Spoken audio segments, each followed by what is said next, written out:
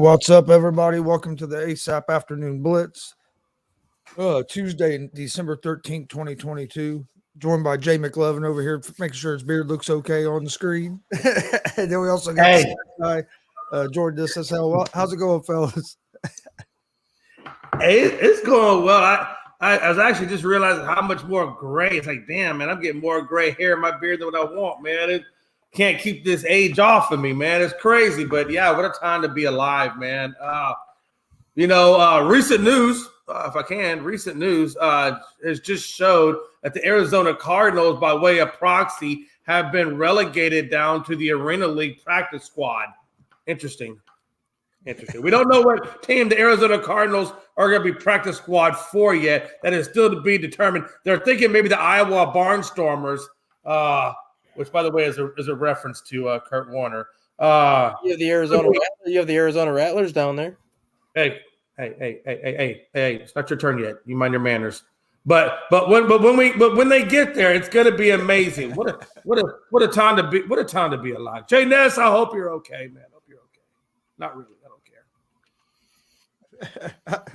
How's it going, stat guy? It's going well. In other news, Mississippi State coach Mike Leach has passed away at 61. He had a massive heart attack on Sunday to the point where his heart was without oxygen for basically 20 minutes. So a lot of people thought that he was going to have brain damage as it was after this. So Leach has always been recognized as one of the good guys of college football. Every coach, every player, every person that's ever come in contact with him has nothing but great things to say about him. So I want to wish the Mike Leach family my condolences, and just another one of those great coaches that's gone a little bit too soon. Yeah, man, 61. That's incredibly young. And anybody else think about Mike Leach, man, is he always had a really interesting interview style. He never really was your prototypical session when you interviewed him. The fact that he talked about the Loch Ness Monster and brownies and everything else during his press conferences was just flat out amazing. Couldn't. It's a sad thing, man, that we lost him, unfortunately. But honestly, if what they were saying is true, and I believe what they were saying is true, that even if he did live, that he was not going to be, functional really. He was not going to coach anymore. That's what I'm saying. I don't even think it was worried about coaching. I think with, like you said, with the way that the heart attack and the oxygen in the brain and what he was going to be able to do, sometimes it's just better to go to the sweet Lord Jesus than it is try to stay on earth. You know what I mean?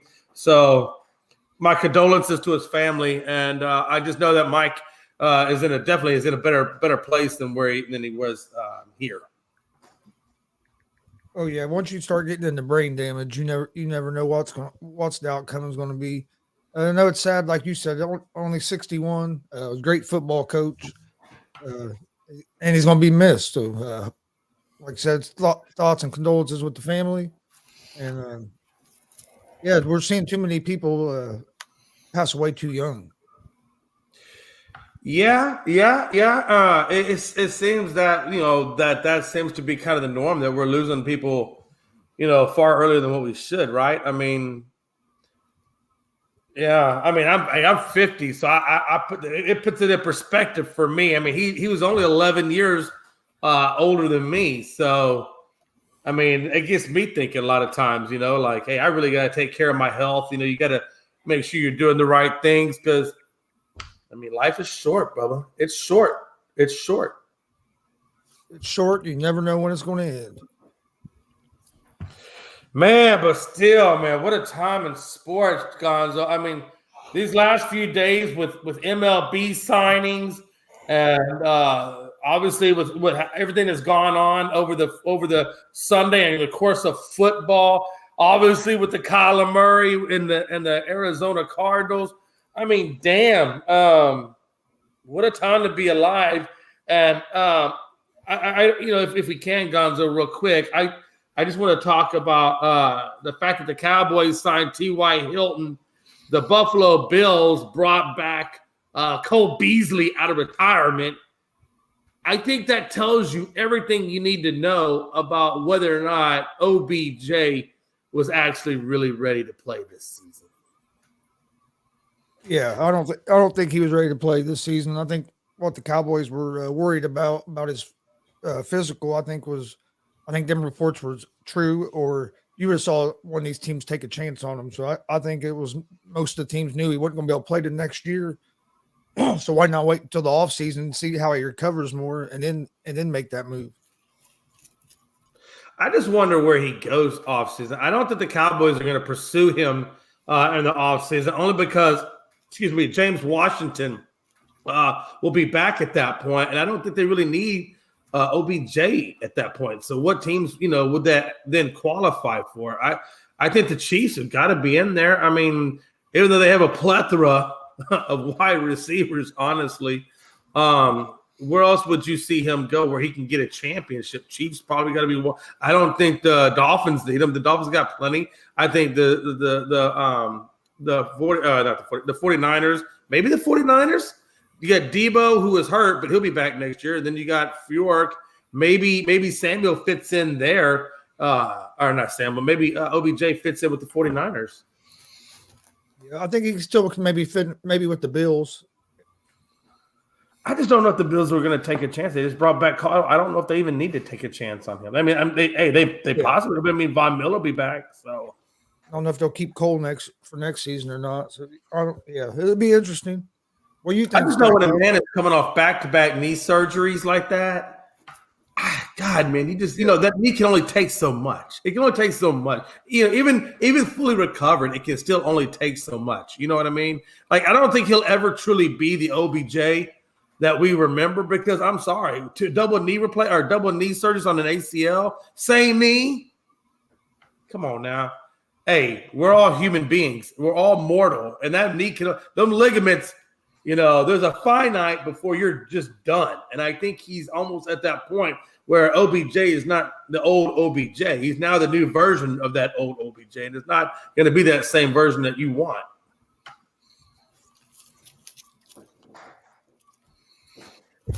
Yeah, he was. Yeah, well, I'm sure we'll talk about that here in a minute. But again, man, I think for right now, OBJ just needs to latch on wherever he can latch on to. And the Bills, hey, I can see the Bills. I mean, you got Diggs. You're gonna have Davis. Maybe the Giants will still probably be interested in him. Yeah.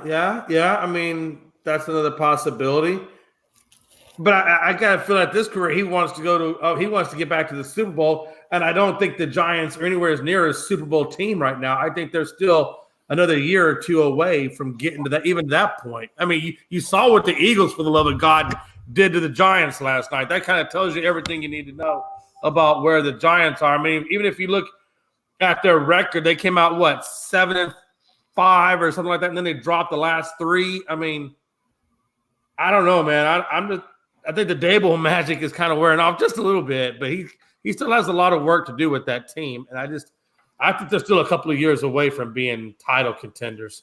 Oh, yeah. Oh, no, I agree. I don't think they're going to be a title contender next year. I'm just saying he if he wants to get back, he might have to go to a team like that because one of the title contenders might not be interested in him. Yeah, and if he does that, he's going to go against what he wants, because what he wants is a 3 or 4 year deal, roughly in the $20 million range. Altogether, I believe, and I don't think he's going to get that. I think with the Giants, he might get a 1 year prove it deal, and I think with anybody at this point, he's going to get a 1 year. I don't think anybody really gives him a 3 or 4 year deal. I think everybody is going to give him a 1 year, and then they'll go from there, depending on if he can make it through a full season. He ain't going to XFL. That'd be ridiculous. Why would OBJ go to the XFL? What could that possibly do for his career? Come on now. What do you think about OBJ, Stagog? I think it's going to be open season for him next year, where you're going to have at least probably 10 to 15 teams looking at him. Like Jay said, Kansas City's going to be on that list. Buffalo, New York will be on that list. I could see Philly maybe being on that list. You have the NFC North, where Green Bay tried to get him this year. I could see them jumping back into it. Minnesota, Chicago, given that Chicago really doesn't have much at the wide receiver position, and they have the most money of anybody that they could give him. I mean, there's a lot of teams that are going to make a run at him, and I think a rebuilding team would be willing to give him a 3-year deal, mainly because they can use him as a mentor to younger receivers. Even if they don't get the Odell Beckham of old, the value that he would bring to that team in the locker room and just with younger guys, I think is also going to be overlooked when a lot of teams are taking a look at signing him. Yeah, no, I agree. That's kind of what I was telling Jay with T.Y. Hilton going to the Cowboys is how much he'll be able to help on the field is going to depend on his health, but it does give the Cowboys a veteran receiver in that locker room with your younger receivers that right there can be a big benefit.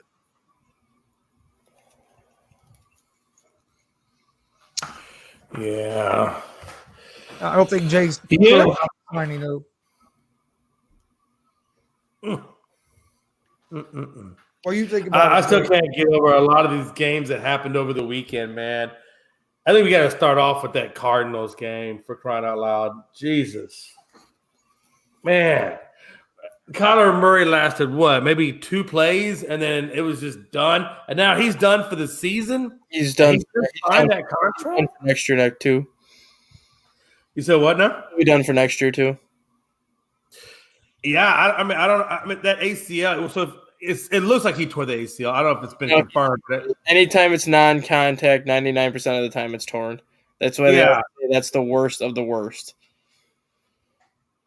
Yeah, so if he's done, God, and so I wonder. So how much of that contract that he signed? How much was it guaranteed?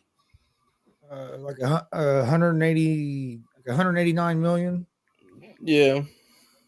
So they're going to pay him basically next year, right? I mean, I think he gets fully paid next year, even though he's not playing. Am I right on that stat, guy? Yeah, he's going to get paid no matter what. So the Cardinals are really in a beautiful place. What is the legacy now for Kingsbury in terms of what I mean by legacy is really what I mean by what is his future? Is he going to be back next year? Is he on the bubble now? Because the Cardinals are what, 4-9? I think this bought him another year. I really do. Because he's had a lot of injuries to deal with himself this year in Arizona. You got to remember he didn't have DeAndre Hopkins the first 6 or 7 games because of a suspension.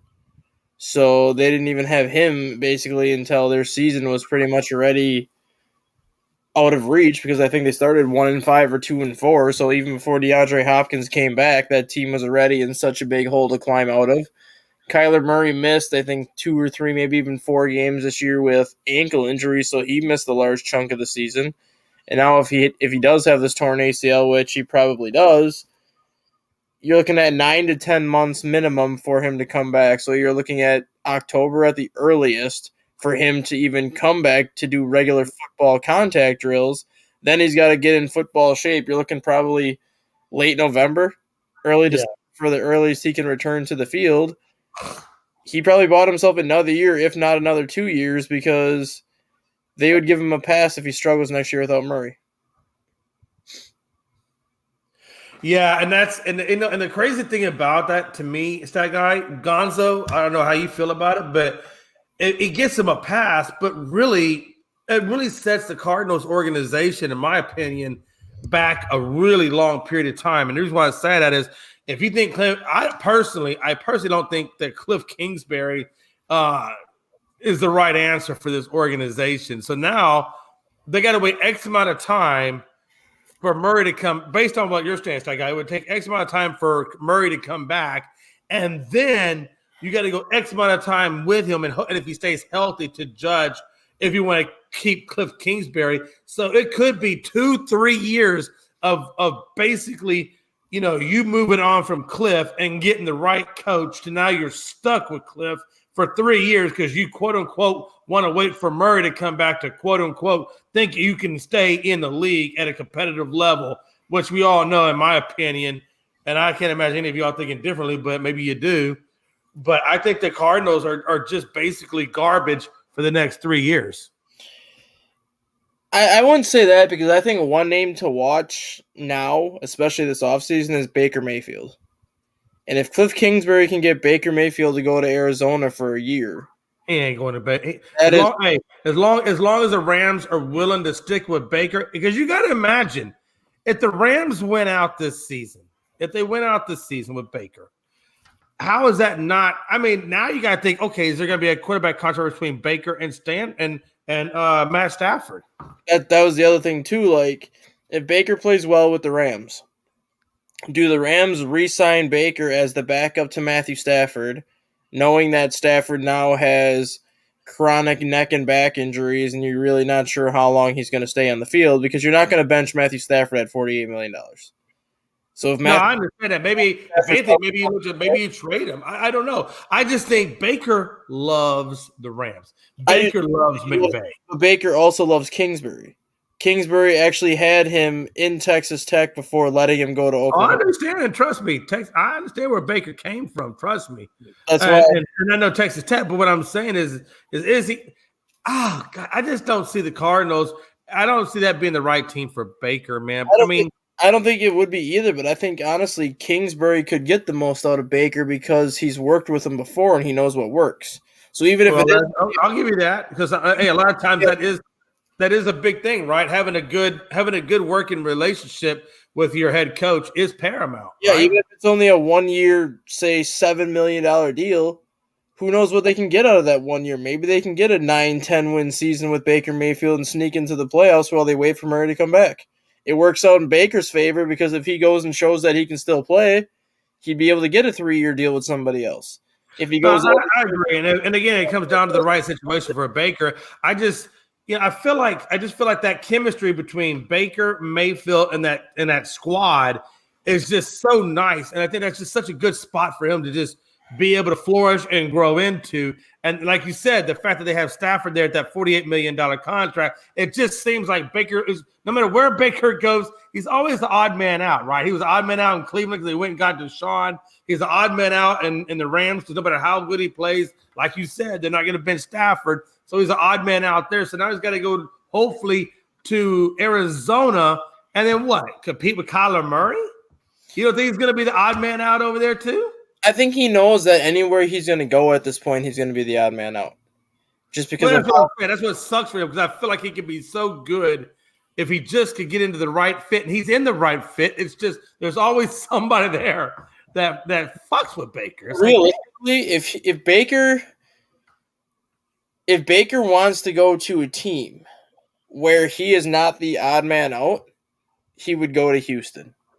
And I honestly thought when the Browns made that trade for Deshaun Watson that Baker Mayfield was going to go to Houston in return because they already had Jacoby Brissett on that roster before they brought in Deshaun Watson.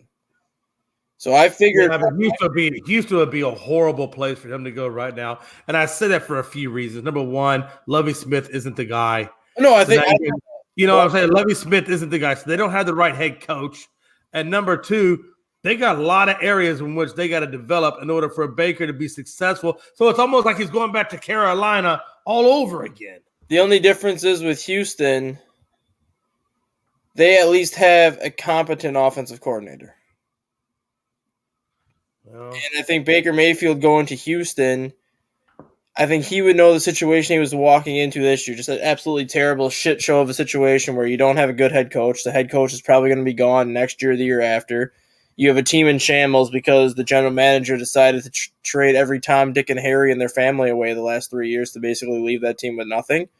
But I think Baker knows he could come in, play very well this year. Even if the team didn't win games, he could play very well and then set himself up with like a 3 or 4 year extension after this season. And if that was the case, then you're looking at Houston now building the team around him because they have a lot of money to use this offseason.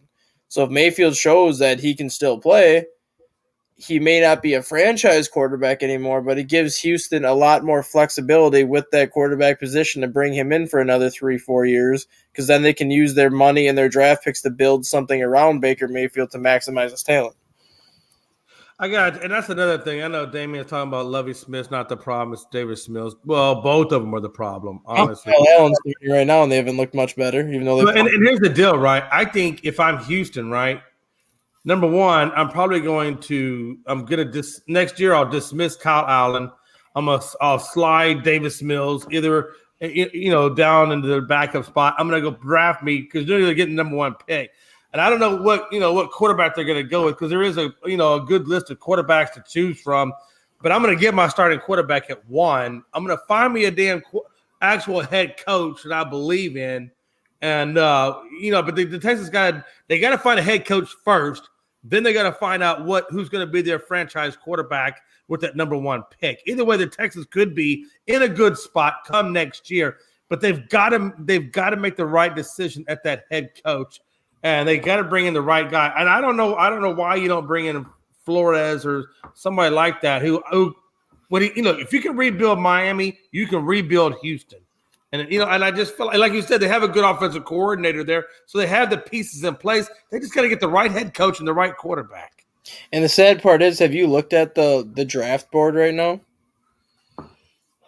Yeah, I know Houston's at 1. Gonzo, you're actually at 7. You guys actually might have an opportunity at a pretty good quarterback. Did you see who's picking 2 through 5? No. So Seattle right now, who's having a better year than I think a lot of people expected them to have with Geno Smith. They're still in the playoff hunt. I know Seattle was in there. I did remember seeing it. The Eagles are in there too at somewhere. Yeah. Eagles are picking number 5. Yeah. And they also get the last because the Eagles got 2 picks. Detroit's got 2 picks. Detroit's picking number 4, and they're a team on the rise. You have Seattle picking number 2 right now. Seattle could make the playoffs and have the number 2 pick. Hey, it's what happens when you make trades and you get draft picks with shitty teams. That's what happens. You get good draft picks in the end. I mean, what do you want to do? It's the American way. What are you asking for? It's not unusual. They just made some good moves, honestly. Yeah. Look at the Eagles. Hell, the Eagles got the best damn record in the league, and they're, like you said, they're sitting at number 5, and they got the last pick of the draft. Houston's sitting at 12 and at number 1 right now. Yeah. And I would not be surprised to see Houston trade that number 12 pick to try to get 2 in the top 10. And I think that would be smart on their part. Because if you look at Houston has a lot of glaring needs. I think they got glaring needs on defense, they got glaring needs on the O-line, and they big glaring need at quarterback. And the key team in that situation, I think, could be Philadelphia, where they trade with Philly and go 1-5. And Philly would go 12 and 30. Because I mean, what does Philly really need? Philly just needs help. Maybe beef up their O-line a little bit. Maybe look on defense because they need some help on that defense and on the run side as well as the secondary. There's a few spots where they can address there with that, and at that 12 and that 31 spot, they can certainly get 2 really good defensive spots drafted right there in that first round. That would definitely be a huge benefit for the Eagles. Yeah, and Seattle's picking 2 and 17. Detroit is picking 4 and 15. So, I mean, does Houston try to go from 12 to 2 and go 1 and 2? Or do they try to go 1 and 4? Give me that 1 through 6 order again, real quick. I know it's Houston, and then you said Seattle. Houston, Seattle, Chicago, Detroit, Philly, and Arizona sitting at 6. Right. Gonzo. I swear to God, you have a damn good opportunity to get the number 2 pick in the draft at quarterback. Which means, so who we got looking at? Gonzo's going to sign a quarterback in free agency. Who? Gonzo's team's going to sign Jimmy Garoppolo in free agency. I'm okay with that. Hey, let go of Ryan, bring in Garoppolo, but you still gotta draft that quarterback at number 7, though. I mean, they have the Colts taking Peter Skoronski, number 7, an offensive tackle. It was nice knowing your team, Gonzo. Hope y'all have a good future. Which, I mean, if you're gonna get offensive line, get a quarterback that needs offensive line protection like Jimmy Garoppolo. Because I hate to say it, I don't think Trey Lance is getting his job back. And I don't think Jimmy Garoppolo returns to San Francisco because that team looks really good with Brock Purdy. Yeah, I think Mr. Irrelevant is really making a name for himself to the point where, they probably are kind of thinking, like, why do we need Trey Lance for, man? Like that, how good that San Francisco system is because Trey Lance, Brock Purdy, and Jimmy Garoppolo have all had success in that system. but all three quarterbacks are a completely different style quarterback. I gotta ask the damn question. I'm sorry. You got it. Who do you think? Okay, let me ask you this. Who do you think Houston takes number one? I'm thinking Bryce Young. That's who they have taking him number one right now is Bryce Young. Okay. Now let me ask you this, Gonzo. Would it piss you off if you had an opportunity to get Caleb Williams and he just came in and out of your life and you never did anything for him? They can't get. Why not? Is he available? He can't come out until next year. I thought he already did his 3 years. No, he was a sophomore this year. He started as a true freshman last year at Oklahoma. So who all are coming out then? Bryce Young and who else? You have Bryce Young. You have C.J. Stroud from Ohio State. You have Will Levis from Kentucky. You have Anthony Richardson from Florida. Let's see who else we got here.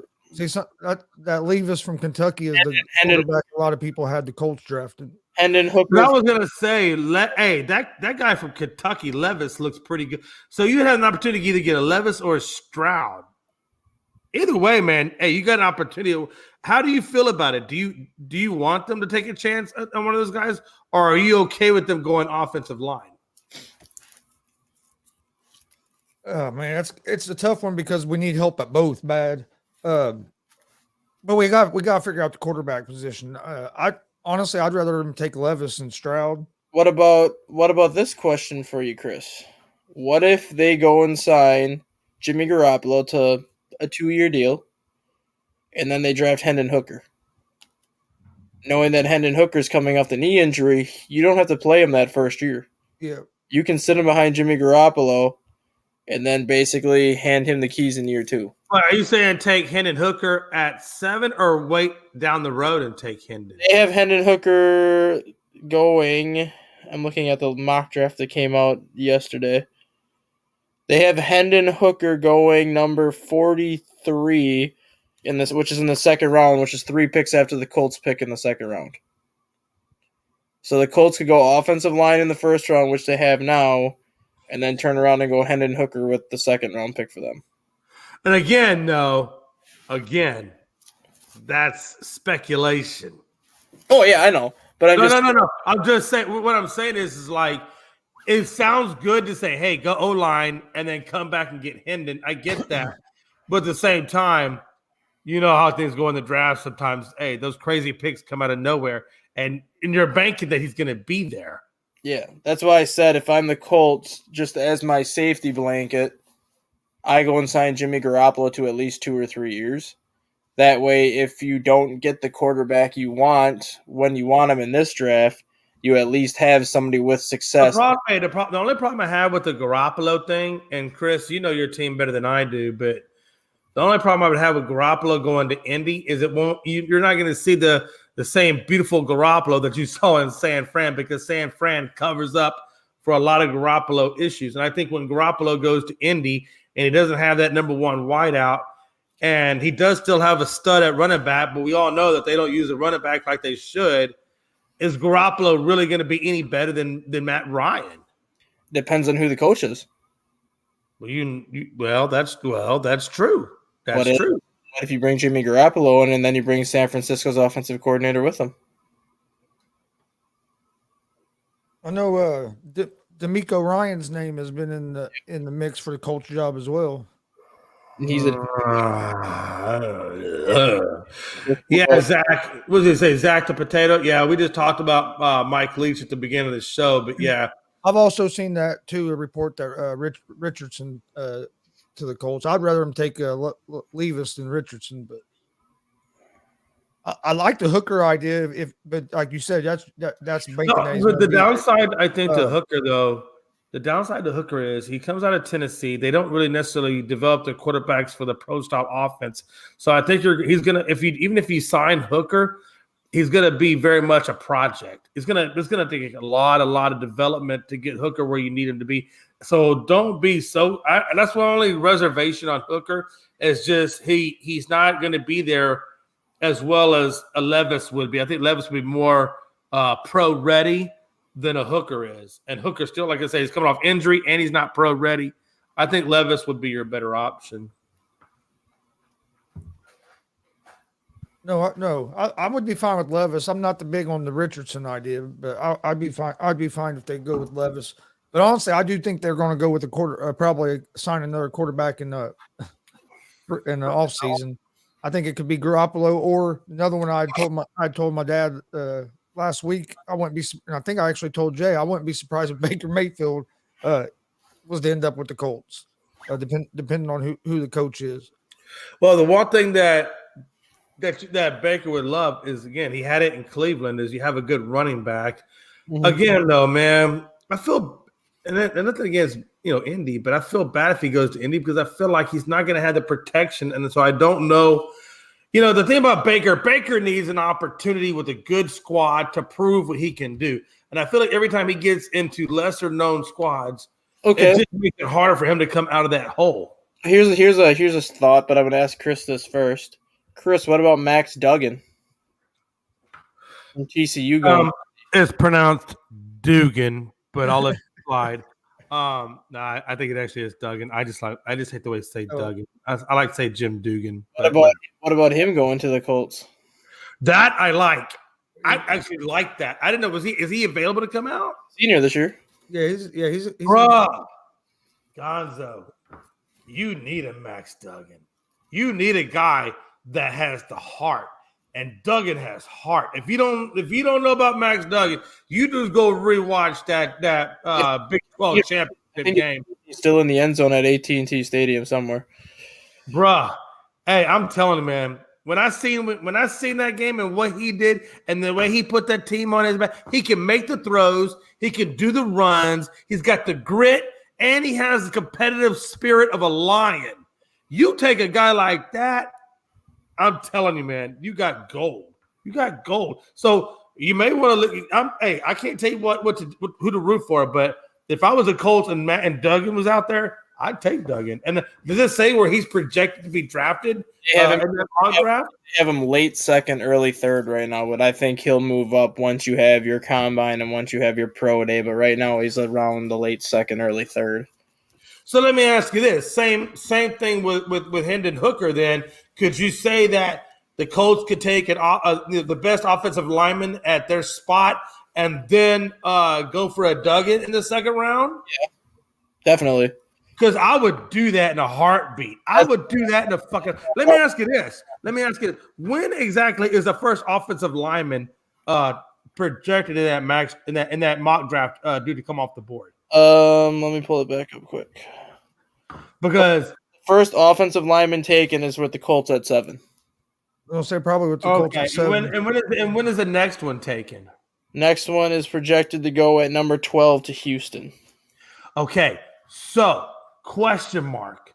Could you trade that pick to Houston, go back from 7 to 12, take the offensive lineman you want at 12, and possibly get an extra draft pick in the second or third round, letting Houston move up? And then that gives you 2 picks for the 7th pick, which would then give you another offensive lineman in the second round, or even Houston's later pick. You know what I'm saying? Like, I think there's an opportunity. Well, that would be Houston's later pick. But I think there's an opportunity to get Houston's second round pick and the Colts second round. So you can get 2 second rounders and the first rounder. So you can get an offensive lineman. You could again get the quarterback and then come back. And if there's still another good offensive lineman on the board or whatever else need you have in the second round, that gives you another opportunity to draft another guy. You see what I'm saying? Like, I don't know if you got to take an offensive lineman at 7. I think you go back to 12 and maybe get some extra picks out of it. Yeah, I see what you're saying. But like what Chris's dad just said about where do you take Duggan, I don't take him in the first round unless he absolutely blows you away at the combine or if he absolutely blows you away at his pro day. But I'm definitely not waiting until that 3rd or 4th round to take him either. No, I'm taking him in the second. Sitting there, and I think that's a better spot to take him. If he's sitting there in the second round and you already drafted offensive lineman in the first round, you make him your second round pick.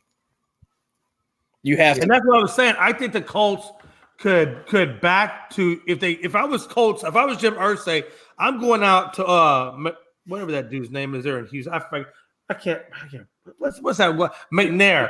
I'm going out if I'm Irsay, I'm going out to McNair family and I'm saying, look, I'll give you the 7th pick, give me the 12th pick and a 2nd round pick, and you can move up. I'm going to make that opportunity available to them, and I'm going to say, and that way, if they take the bait, then I'll go at number 12. I'll still get the offensive lineman I probably want.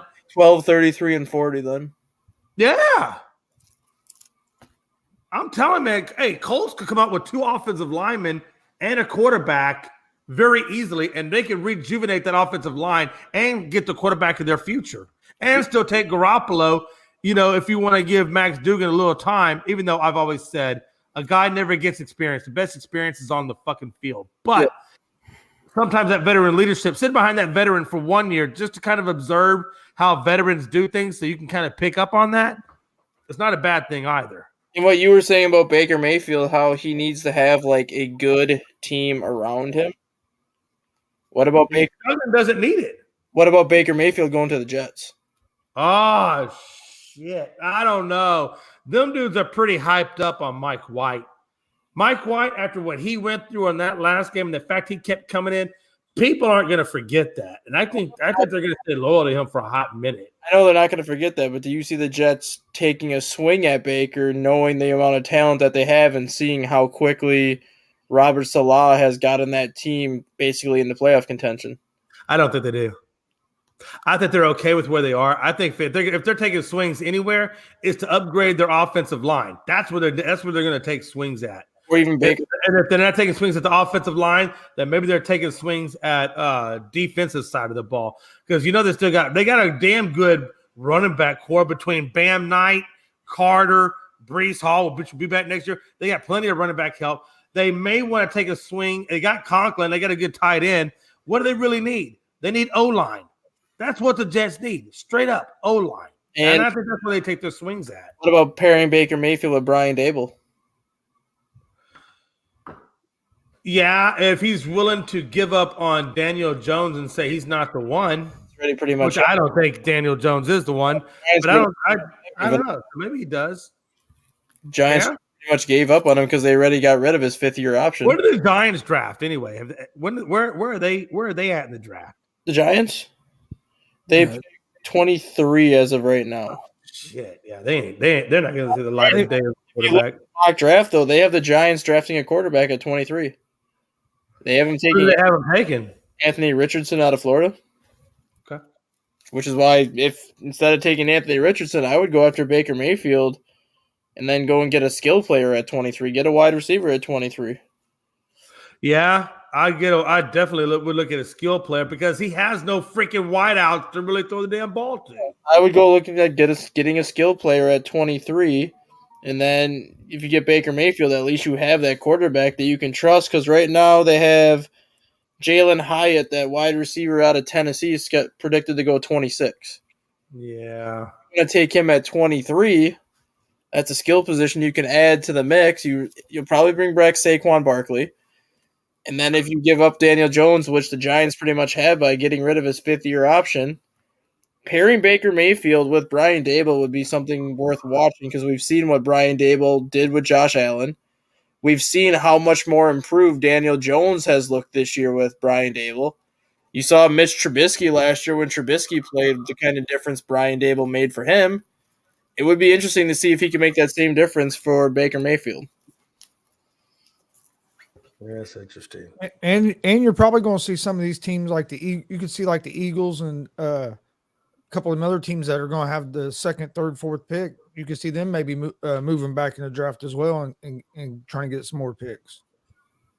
So you might see some of these teams that have picks try to trade up and get that spot.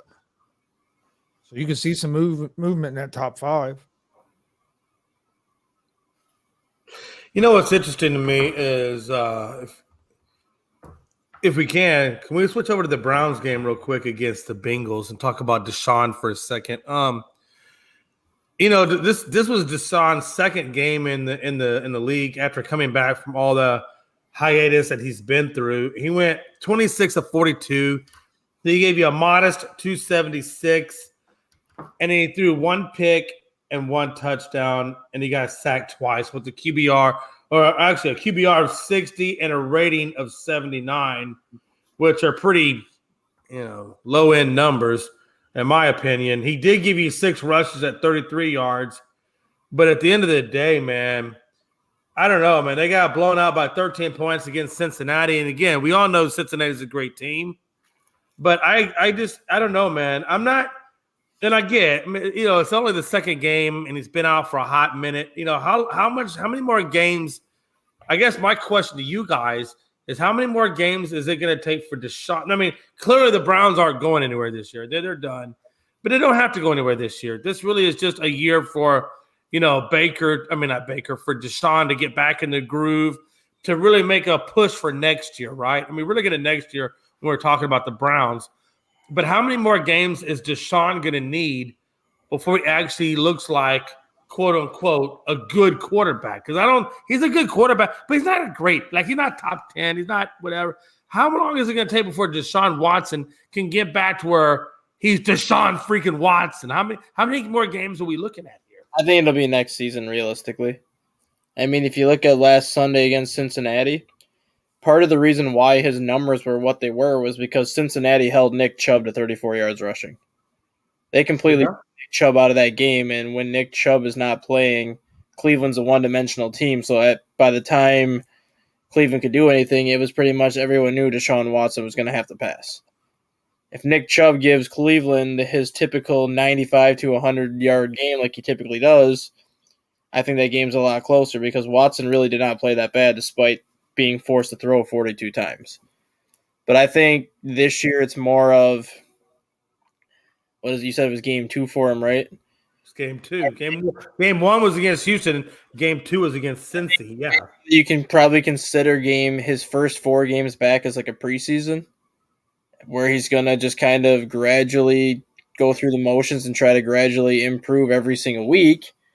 You may start to see the real Deshaun Watson week 17, week 18 towards the end of the year once you get through that little 4-game stretch. But I think at this point, Cleveland just wants to get him in there. I just think they want him to get as many reps as possible. And I don't think we really see the real Deshaun Watson until next year, because Cleveland's going to do what they can to give him more weapons, just because right now you have Donovan Peoples-Jones as your number 2 receiver, who, I mean, he had a good game on Sunday, but he's not a high-end receiver that you can trust. They need to find another receiver to pair with Amari Cooper to really, I think, get the most out of Deshaun Watson. So I look for Cleveland to definitely address the wide receiver point at some point in the offseason, whether it's through the draft or through free agency, to at least help Watson out. Chris, let me ask you a question on that, though, man. Like he pointed out, Nick Chubb only had 34 yards on 14 attempts. They gave him an average of 2.4 yards per average. Deshaun gave you 5.5. Kareem Hunt gave you 1.5 yards per average. They gave you 25 rushes on 71 yards. At some point, do you think this was an issue of the offensive line just not getting the holes open for Nick Chubb to run through, or was it more just the Bengals defense, or run defense, was just better, or is better? I think it was the more of that the Bengals defensive line was getting off the ball quicker than what the Browns offensive line was. I think that's why Chubb had so much trouble. The Browns offensive line wasn't getting off the ball. And then I agree with Dustin. It's going to be a while before you see Watson play like Deshaun Watson. He might never play at the level he used to play at. It's hard to sit out 2 years. I don't think he'll ever get back to his Houston days, but I think he's still 2 years and be back to get back to where you was before you left. But can we take a second to talk about Cincinnati for a minute? I was going to ask you. I was going to ask. Can I ask the first question? Since you asked one question, I got a question for a question. Yeah. I gave you an answer, so I answered your question. Because you asked if we were going to talk about the Cincinnati Bengals, and I said yes. So now I got a question for you. Yeah. Yeah, don't you give me your question, because hey, listen, I've been playing this game for a hot many years. Old man Rivers, give me your question. So my question, and it really is for both of you guys, man. Hey, look, we know that the Bengals were, in the Super Bowl last year, right? And up till now, up to I guess a couple of weeks ago even, we were doubting whether or not Cincinnati would ever even be able to get back, or if that was just a fluke. Was Cincinnati's season last year a fluke? Well, now we see clearly that Cincinnati Bengals are tied for the Baltimore Ravens for first, and they're looking pretty damn good. And again, when we were talking earlier in the season about who we thought would be in the Super Bowl, clearly everybody was saying, no, this is the Bills year. It's the Bills year to be in the Super Bowl. People have been talking now more recently, that it's the Chiefs year to get into the Super Bowl. My question to Dustin is a two-part question. Number one, do you think the Bengals make a reoccurrence in the Super Bowl this year? And if so, do you think they actually win? Well, this is probably the hottest team in the NFL right now. They've won 7 of their last 8 to get to 9-4 after starting 2-3. So the team got off to a terrible start. You kind of started hearing everyone talk about the Super Bowl hangover, that a lot of teams that make the Super Bowl get off to that slow start, which I think they went through a Super Bowl hangover. I think they kind of went through the motions early in the year. They didn't look like that same Cincinnati team that they looked like last year, but they still have a lot of good wins on their schedule. They beat the Jets 27-12. They beat Miami 27-15. They beat Titans 20-16 on the road. They beat the Kansas City Chiefs again 27-24. So they've been starting to bank a lot of these good wins. They have Tampa Bay next week, which probably should be Tampa Bay. They have the Patriots after that, which it's going to be a good game, but they're going to be favored heading into that Patriots game. And then they have Buffalo and Baltimore to end the season. 2 more wins puts them at 11 wins, and they're going to make the playoffs regardless with 11 wins, whether that's as the division champion or as the wild card. But considering that Lamar Jackson is out for Baltimore, and now Tyler Huntley is probably going to be out with a concussion, I think this division is Cincinnati's again for the taking. And at the way they've played the last 2 months, they have to be considered one of the favorites to come out of the AFC at this point, because Patrick Mahomes has yet to beat Cincinnati. Joe Burrow has yet to lose to Kansas City, so they're going to face each other in the playoffs if they have the opportunity. Buffalo is not as good as what I think a lot of people expected them to be, and they've shown that they're going to be vulnerable more often than not, because even with their win this weekend against the Jets, it was 20-12. It was not a pretty win. You play that way against a team that can actually score points like Cincinnati, Cincinnati's not going to lose that game.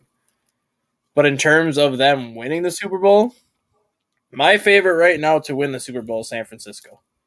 The way that team is playing on defense, and now you add in that offense with Christian McCaffrey fully involved now. I mean, Debo's hurt, but he's only going to miss, I think they said 2 weeks, maybe 3 weeks, because his injury wasn't as bad. Brock Purdy looks like he's been the starting quarterback for years in that system, and the way San Francisco's playing right now, there's not a team in the NFL that wants to face San Francisco right now, just because they're physical, they play defense, they have a running game, and they have a system that works for no matter who you put in as head coach, or who you put in. Question. Interesting you said that. So they have a defense, because Cowboys, do the Cowboys have a defense? I think they do. Last time I checked, they have a pretty good defense. Hold on. Cowboys got a running game. They got Pollard. Last time I checked, they have a running game. Pollard, though. Got a quarterback? Yeah, we got a quarterback too. Huh. Interesting. No, I'm just making some observations. No big deal. Making mental notes. I'm not asking anything. I'm just making. I'm sorry. I'm just thinking out loud if I can. And, one thing that's helped, I think, has helped the Bengals. I don't know if at the beginning of the season it might have been a little bit of a Super Bowl hangover, but I think more of it was they replaced that whole offensive line. And they did. Had all new guys there. Hey, correct me if I'm wrong. I think did they bring in a Dallas offensive lineman to shore up that? I believe Lionel Collins. Yeah. And now you're starting to see the offensive line start to gel more, and I think that's one of the reasons that you're seeing the Bengals play so well.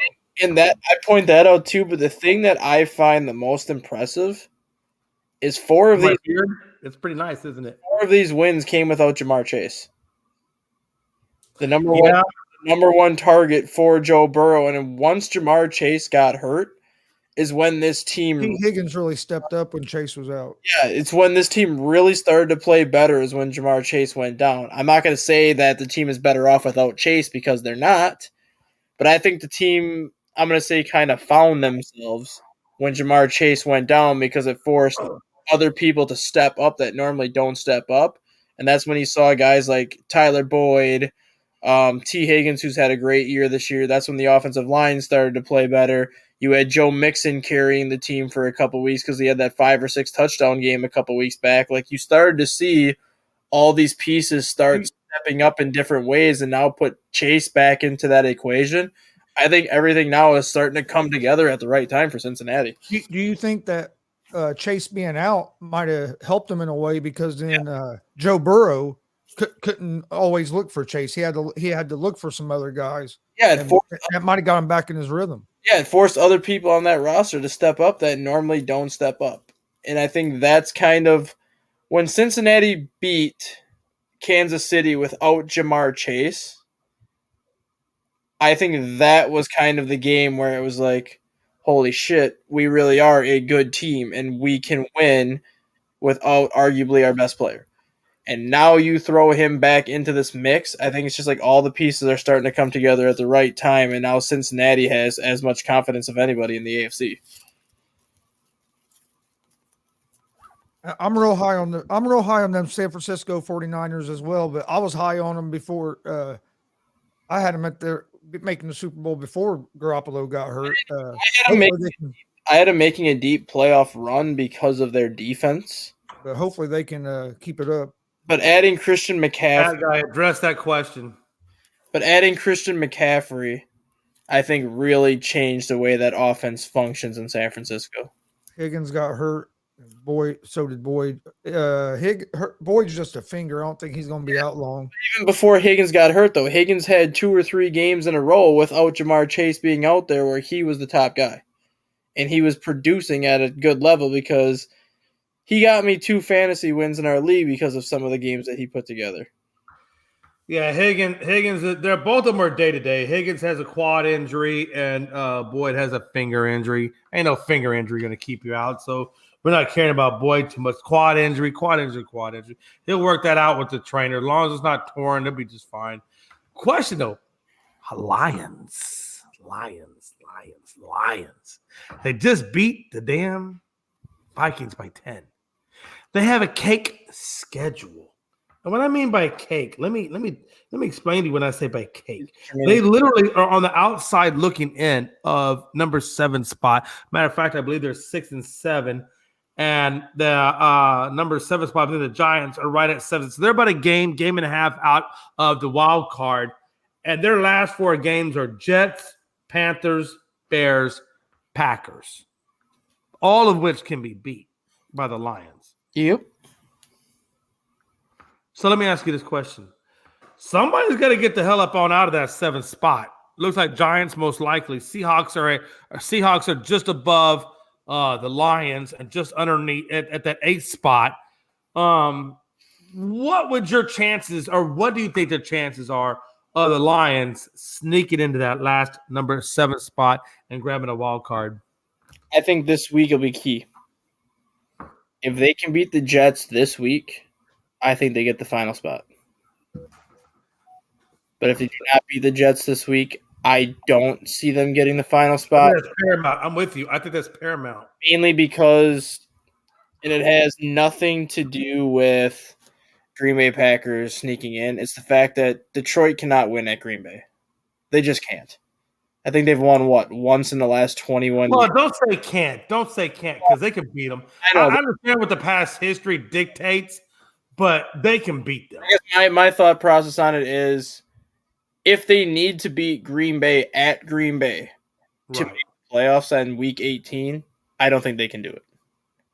I think they need to put themselves in a position where even if they lose that final game of the season, they would still get in.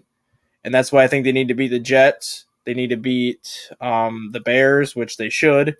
And then they need to beat – who's the other team on that? So you have Panthers. Yeah, Panthers. I think if they can win the next 3 games to get to – I think they'll win out. They could. That guy, I'm telling you right now, I think they'll win out.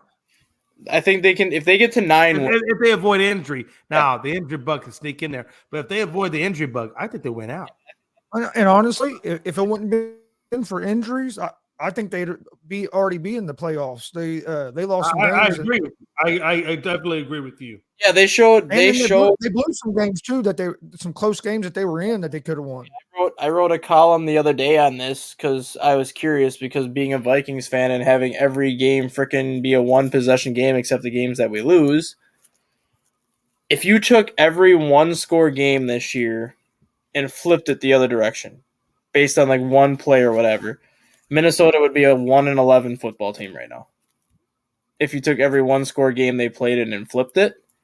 If you took every one score game that the Detroit Lions have been in this year and you turned it around, or and tied it with the 49ers for the night. And the Lions beat the 49ers. The Lions almost beat Philadelphia in week 1. So the Lions hung right with San Francisco and they hung right with Philadelphia this year. So the Lions have been a team that has been able to hang with almost everybody they've played this year. Their biggest issue was they had the number one defense or the number one offense in the NFL, and they've had the number one offense in the NFL since week 1. Their biggest thing. Hey, watch this. Hey, you know what's interesting? When you look at the Seattle Seahawks, who are currently in the number 8 spot, their last 4 games, for crying out loud, they got the Niners, the Chiefs, the Jets, and the Rams. So what I'm saying is this. I'm gonna tell you, just by attrition, I am sliding Seattle all the way out of the playoffs. They're done, and I think it now comes down to: is it going to be, the Lions, or I believe it's the Giants? Am I correct on that? I believe it's the Giants that they're competing against. And if you look at, I think they slide in. I think they slide in at number 7, and I think it's going to be the Chargers getting the 7th and final spot. And I think New England, Frankie, I know you hate me, but I think New England gets bounced out. And I think that 7th spot will be in the Chargers. And I think in the NFC, I think the Giants get bounced out. And I think the Lions will sneak up and grab that 7th spot on the NFC side. And the thing with the Giants, too, if you look at the Giants' last 4 games, they have to play Washington again, they have to play Minnesota, they have to play Philadelphia again, and they have to play the Colts.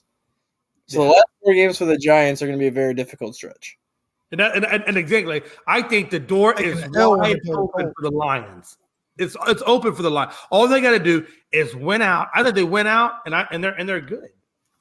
And the thing is, the scary part about the Lions too is their offense has been good all year, and now their number 1 draft pick, Jamison Williams, returned. His first NFL catch was a 41-yard touchdown against the Vikings on Sunday, so he's going to be eased. I'm not going to say eased into action, but he's going to see more action each week as he gets more comfortable. But the key with the Lions right now is their defense. Yep. Their defense has improved every week since the beginning of the season, and Aiden Hutchinson is turning himself into just being an absolute monster. Hey, that guy, you want to hear some craziness? Washington has the same record as the Giants. Their last 4 is the Giants, the Niners, Cleveland, and then Dallas. So Washington's a half game better. I think Washington has. No, but what I'm saying though is that, and that's at the 6th spot. I'm telling you right now, man. I honestly think, even if I'm gonna go with what you said, stat guy. Even if they win 3 out of the 4, I think they're in. I think they get that. Either they get the 6th spot or they get the 7th spot. Yeah. And the thing about the Giants and Washington is they play this week. They've already tied, so whoever wins this week between them two is going to have basically a 2-game advantage over the other one. Yeah. You're right. That's exactly right.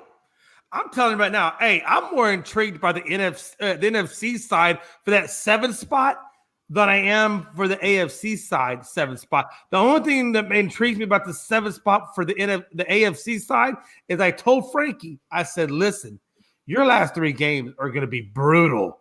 For you to hold on to that 7th spot, if you are able to hold on to the 7th spot by time the playoffs start, I'm going to tell you right now, that's freaking amazing. The fact that if the Patriots can hold on to the 7th spot and go into the playoffs, the fact that you don't even have a true quote-unquote offensive coordinator, that's insane. That is insane. Compared to the teams they got to go through to get there is insane to me. I think whoever wins the Washington Giants game this weekend clinches the 6th seed. I agree with you. And I think Washington gets it. I think Washington gets New York this weekend. Just because of what Chris said, they'll basically have a 2-game lead over that 7 seed at that point with a win. Yeah, I think Washington gets the 6th seed, and I think that eventually the Lions will secure the 7th seed, and the Giants and the Seahawks will be the odd people out. Yeah. Oh, shiznits. Chase Young, that's right. I almost forgot about that too. He returns this week. And the Washington won what? 6 of the last 7 games or something like that? Taylor Heineke should have been that starter from day one, not Carson Wentz. All right, Gonzo, I'm going to let you have the Redskins, but I want 7 points. Are we down for $10? Don't worry. If you lose, I'm only send Johnny 2 thumbs if you miss it after the 2nd week. Are you good? You saying Washington and Giants? Yeah, I'll give you 7 points. I'll give you 7 points. Oh, no. Wait. Yeah, you get Washington, but I get 7. I want a 7-point spread. That's all I'm asking. 7 points. You can have Washington. I'll take the Giants. I'll give you 2.5. Stop being a cheap bastard and give me 7. You know it's a fair ask. It's a fair ask. 3.5. 3. I want 7, and you do it's fair. It's 7's fair. too many. 7's too many. God, you're a son of a bitch. Damon says the NFL and the NFLPA are reviewing the circumstances surrounding the sequences of events of Pat's wide receiver Parker being removed for a concussion last night. Was there some? Matt, he was right. I gotta correct that. I've been saying Redskins. It's actually the Commanders. I'm sorry. It is the Commanders. Was there controversy about him coming out of the game last night? If there was, I missed it. What happened? Did I miss something? Devontae Parker, I guess Damien's saying that the NFL's reviewing the circumstances that led to him being removed last night from the game. I thought he was removed because he was hurt. I thought he got injured. Yeah, I guess he was removed for concussion. Yeah, that's what I'm saying. Like, because when I was listening to the game last night, they said he was injured. I didn't get the concussion part, but I knew he was injured. Wow, what a time! Oh, the type of hit he got. Okay, he took a hard hit, but it was with the shoulder, not the helmet, right? If I remember right.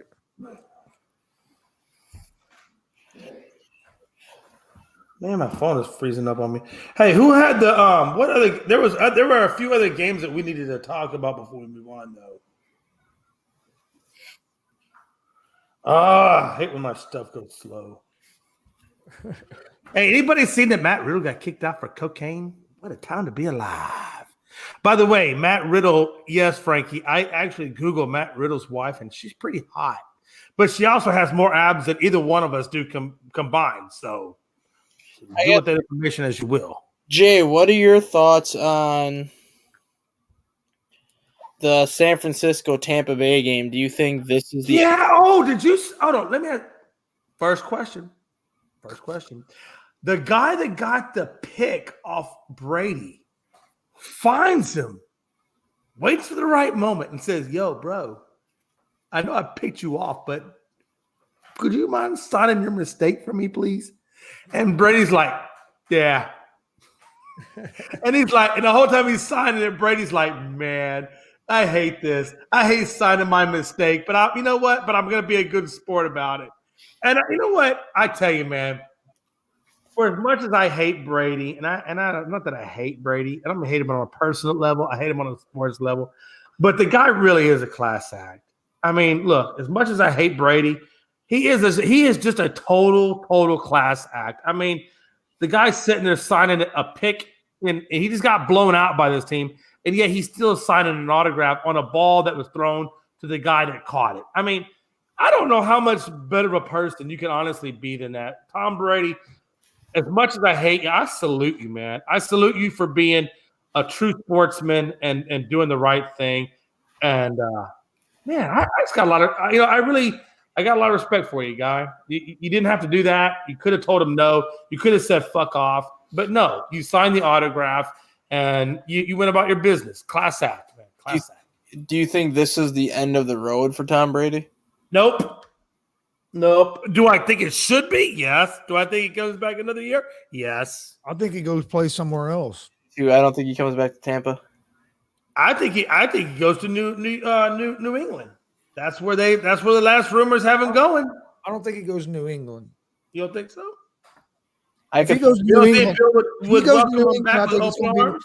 If he goes to New England, I think it's going to be one of them deals where he just goes back there for a 1-day contract to retire. I don't see him going back playing for Bill. Well, where else could he go? Honestly, let's think about this for a minute. Where else could he go that he could compete for a Super Bowl that doesn't already have their quarterback solidified for the Super Bowl? Where else could he go? I think he's going to Tennessee Oh, Titans. bullshit. Everybody says San Francisco.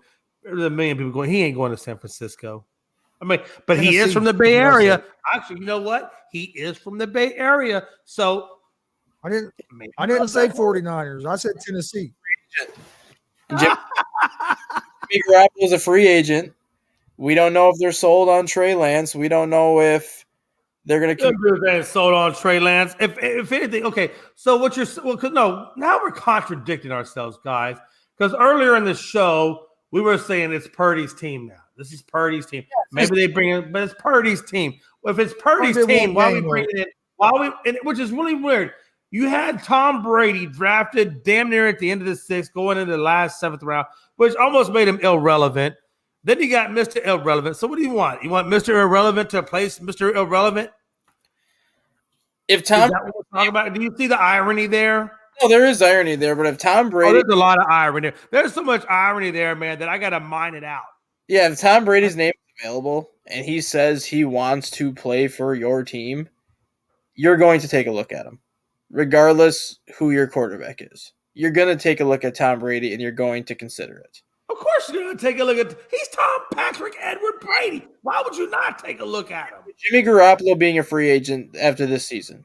If Tom Brady – The problem with Tom is – and I love Tom, but Tom has 2 issues. And I don't know why in the NFL at this point in Tom's career we've never figured this out. I think that obviously New York did twice, but for the rest of us out here – we haven't figured it out. Atlanta figured it out, and then they once they figured it out, they said screw it and went another direction. But when you look, what is Tom Brady's kryptonite? What is the trick to beating Tom Brady? It's twofold, right? One, you have to have a good secondary. What Tom Brady's kryptonite is if you have a good secondary. Eli Manning. Yeah, that's true. That's true. But what is his real? Okay, no. Eli Manning is a symptom of the kryptonite. The kryptonite to beating Tom Brady is pressure. It's always been that way.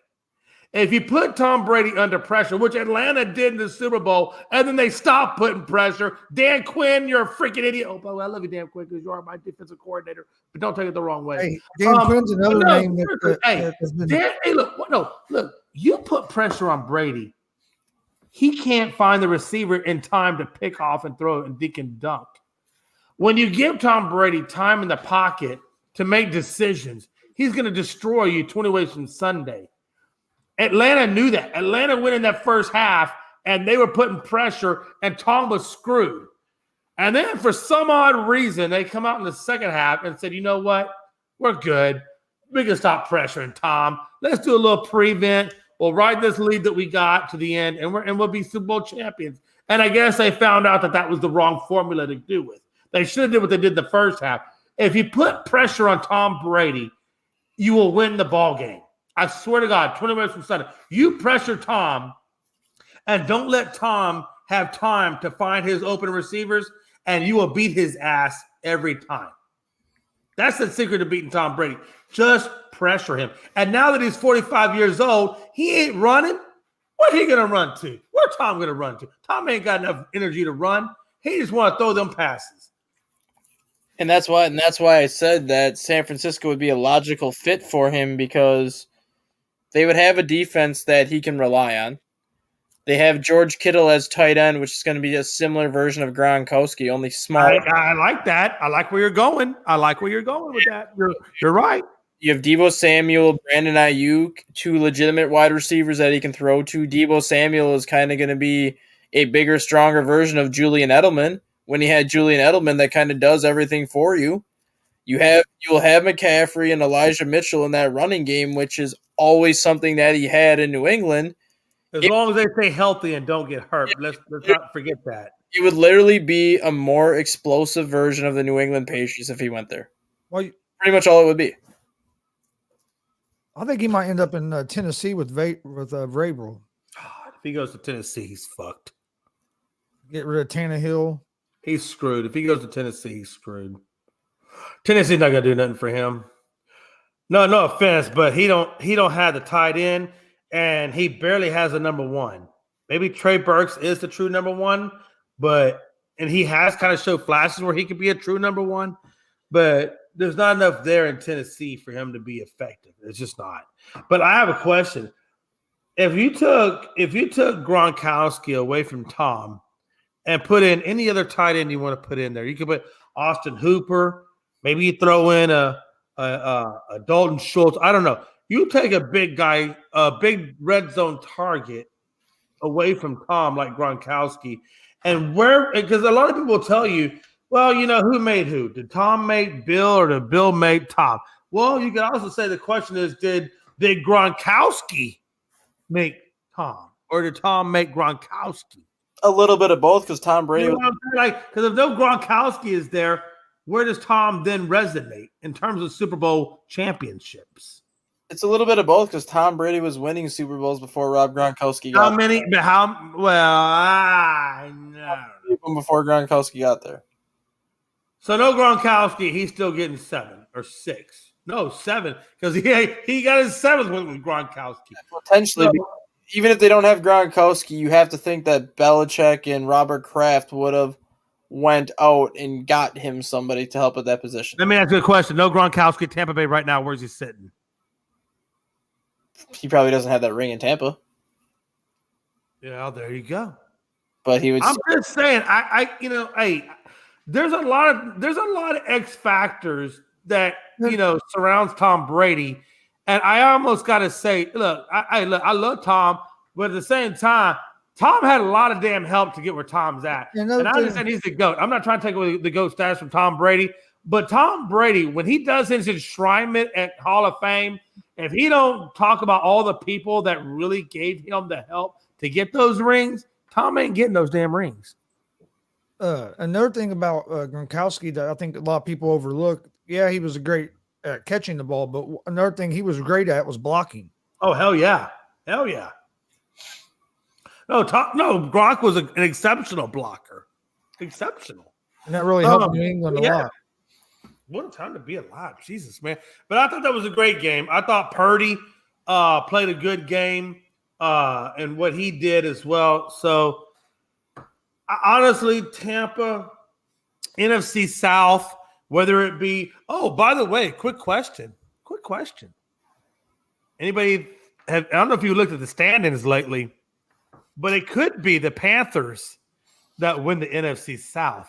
Really? And it could be the Buccaneers that don't even see the playoffs. I think there's a chance that Tom Brady doesn't even see the playoffs. And I hope it happens because you guys laughed at me on Unscripted when I said the Panthers had a chance to make the playoffs this year after they got Brady.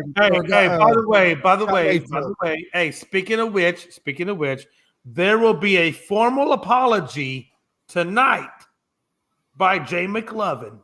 Personally, they haven't made it yet. Personally, there will be an apology from Jay McLovin to Gonzo and Gonzo's Sports Room because I do remember when Gonzo said that, and I think I may have had a little bit of a laugh in there.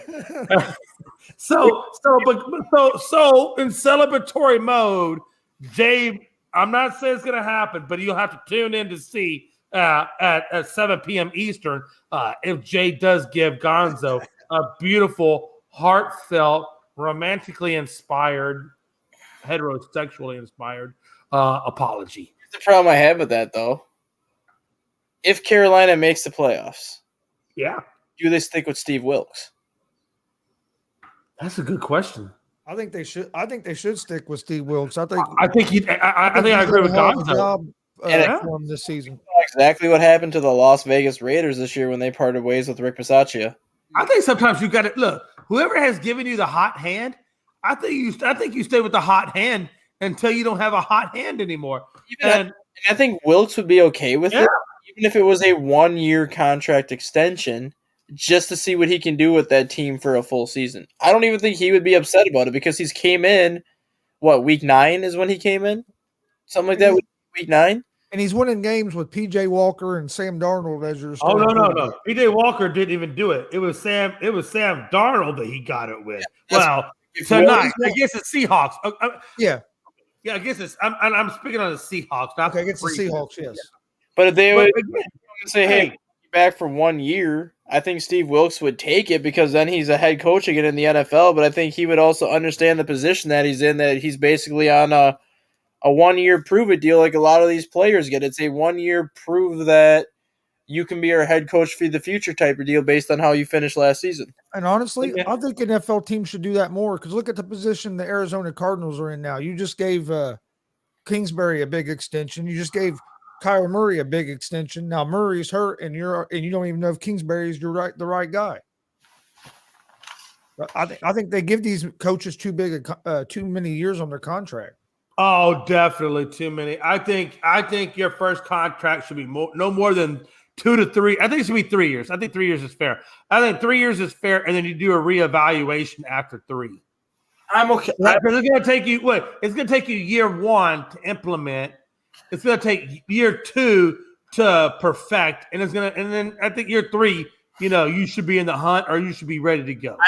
I'm okay with a 4-year coaching contract for new coaches just because they always say when you're a new coach coming into a team, year 1 is basically your year that it's basically the scrap pile that you've been handed. If you're basically going to go into a diatribe on what I gave a short answer to, can we get it in 300 words or less? Yes. I just gave the 20-minute or the 2-second diatribe on what I feel like you're about to go down. This is what I'm just okay. Look. This is like a 2, maybe 2.5 hour show. It's not 10. Let's go, baby. So yeah, like year 1 when a coach comes in, it's the leftovers from the previous regime that they're working with. Do you like the word diatribe? I can't spell it, but it's a hell of a good word. After year 1, then it becomes the new coach's team, and he makes the moves he wants to make. He trades who he wants to trade. He cuts who he wants to cut. He drafts who he wants to draft to put his system in place. That's why you typically see second-year head coaches struggle more in their second year than they do in their first year because they're putting their team together in year 2 as opposed to working with what was given to them when they first got there. Year 3 is when you should start seeing the improvement or the decline of what that coach did. And by year 4 is when you should start to see that coach's team reach the level the organization wants them to. So I'm okay with 4-year contracts just because I think it takes 3 years to build up an organization to where you want it to be. And by year 4, you should be having success with the organization that you built. Question. Darnold gave you against the Seahawks 120 yards, which is pedestrian. I think he gave you another 30 yards rushing. And then he also gave you 1 touchdown through the air, and he gave you nothing on the ground. So you got basically 150 all-purpose yards from Darnold and a touchdown. He gave you 2 sacks and a rating of 85.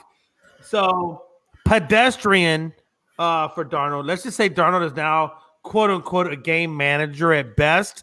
If you want to tag him as a starter, he's going to be a game manager starter. He's not going to be a super athlete, but he's going to be a game manager starter.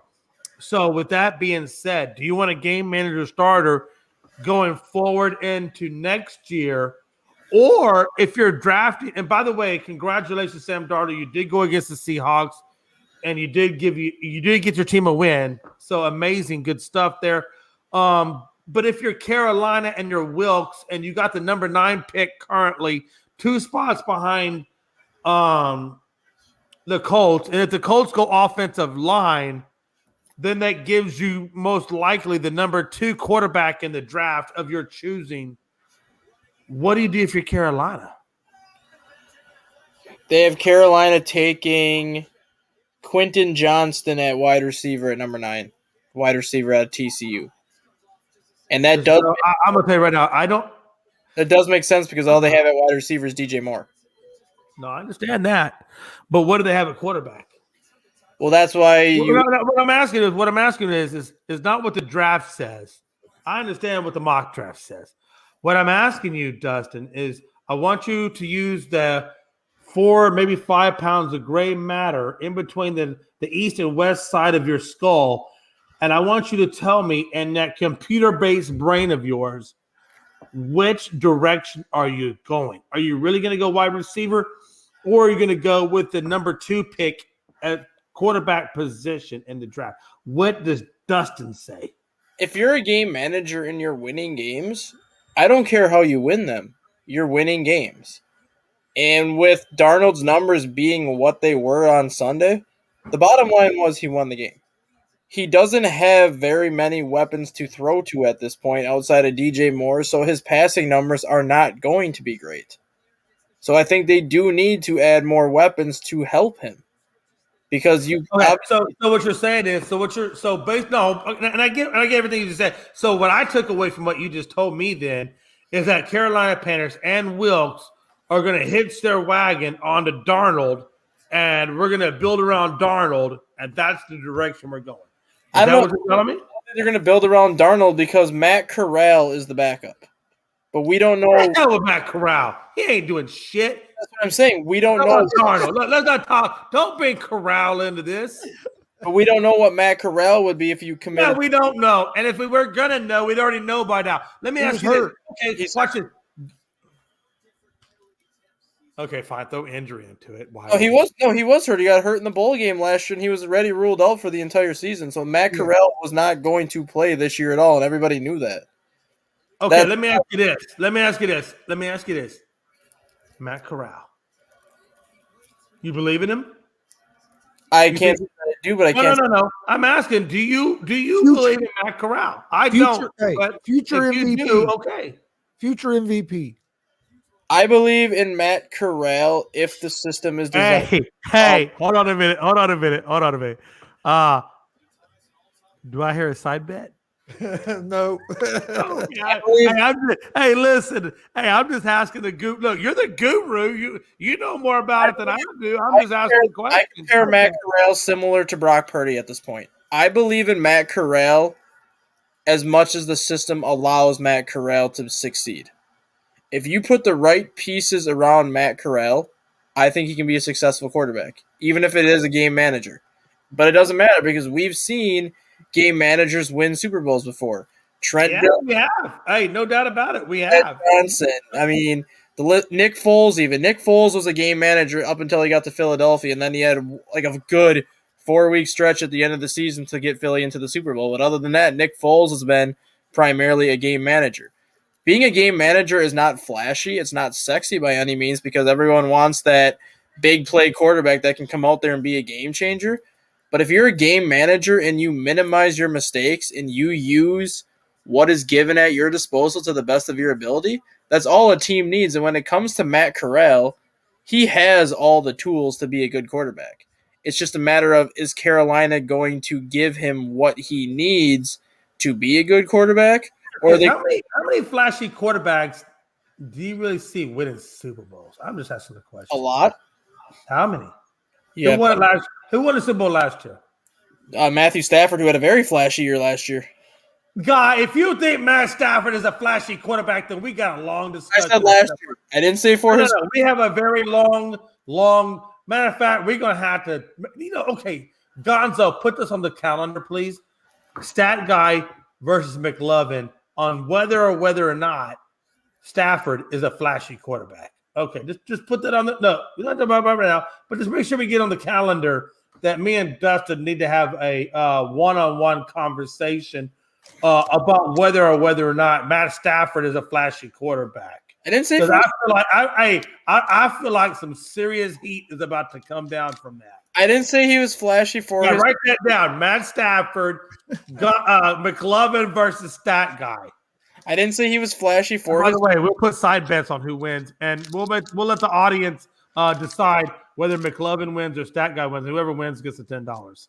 I didn't say he was flashy for his career. I said, no! Don't you backtrack on me, Chris. You heard it Don't too. you backtrack on me, you son of a bitch. Chris heard it. You Chris said he was flashy, and I got the receipts. Yeah, and my receipt is Bonzo. I said he was flashy last year. Okay, then what are we talking about? Don't backtrack. He was flashy last year because he had the best year he ever had. All right, first I want a condom, then I don't want a condom. Which Patrick Mahomes is a flashy quarterback. Safe sex, not safe sex. Condom, no condom. What are we talking about? Patrick Mahomes is a flashy quarterback. He won the Super Bowl. Okay, that's well, we hadn't got to Patrick Mahomes. Right now, we were talking about Stafford being a flashy quarterback. And if you think he's a flashy quarterback, then we got problems. But what Damian said, oh my God, you're going to Damian. No, we're going to Damian. Now you're I'm not going with Damian, but I'm just saying he has broken records, and Matthew Stafford has always been. He didn't break records. Let me tell you who broke the record. Megatron. Yeah. Let me tell you who broke the second record behind him. But who's throwing the ball to those guys? Okay, throwing the ball does not make you flashy. You had me at hello when you said Patrick Mahomes. Patrick Mahomes is a flashy guy. You could have even said Lamar Jackson because Lamar Jackson likes to run, but because quote unquote the flashy guys are the playmakers. The playmakers bring the flash. So how many quote unquote playmakers or flashy guys have won Super Bowls? Because last time I checked, Tom Brady's not a flashy quarterback. He just is a very efficient. He is efficient, but he has put up flashy Super Bowl games. He has. But he's efficient. He's efficient. Look, let me ask you this. How many times you've seen Tom Brady come out the pocket and run for whatever many yards? You don't see that. What does Tom do? Tom is a classic prototypical Peyton Manning, Eli Manning, prototypical in the pocket passer. That's what they're known for. They're not flashy guys. I guess you could say flashy guys, but they get wins. I guess you could say when Seattle won the Super Bowl, Russell Wilson was flashy. Because he damn sure was when he won the Super Bowl. You know what? I'll give you a little Russell Wilson as a flashy. Okay, so you got Russell Wilson, you got Patrick Mahomes. Who else? I'm going through who's won the list because it's pretty much been all Patriots over the last decade. I got to go over. Well, that's true, and it's been a prototypical pocket passer. Okay, can we at least say a flashy quarterback can get you to the Super Bowl? Because with the Patriots, the Patriots winning no, we cannot. Because again, by that same answer is the same two quarterbacks you just named. Everybody else has been a prototypical pocket passer that's been there. Well, not really, because you look at some of the teams that the Patriots have played. Let me ask this: it was last year's Super Bowl was Stafford and Burrow. Burrow has a little flash. Burrow's flash. He didn't win it, but he's got a little flash. What I'm saying is flashy. I think, look, if you think you need a flashy quarterback to get to the Super Bowl, then you are so misguided.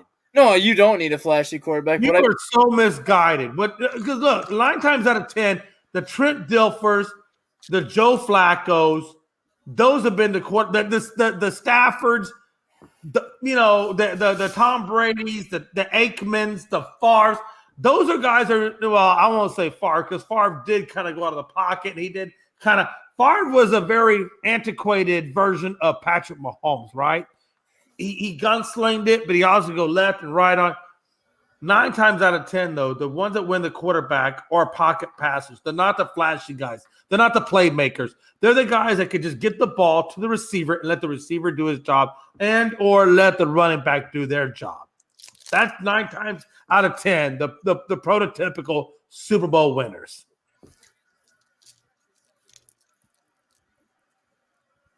Because Aikman got 3, and Aikman ain't flashy. Well, there's breaking news out of Green Bay right now. Oh, shit. What's breaking news? Per Jordan Love's agent, Jordan Love is expected to ask for a trade from Green Bay this offseason. Trade to where? Who the fuck wants Jordan Love? But that puts the Packers in a predicament. Nah, okay. So give me draft picks. I can redraft and probably draft better. I'll trade Jordan Love. I'll trade Jordan Love tomorrow. If Jordan Love thinks that there's a trade out there that will bring back any kind of value to rectify the mistake that the Packers made in drafting him, so be it. Hey, Jordan Love, and I'm not even a Green Bay Packers fan, but if I was a Green Bay Packers fan, this is what I got to say to you.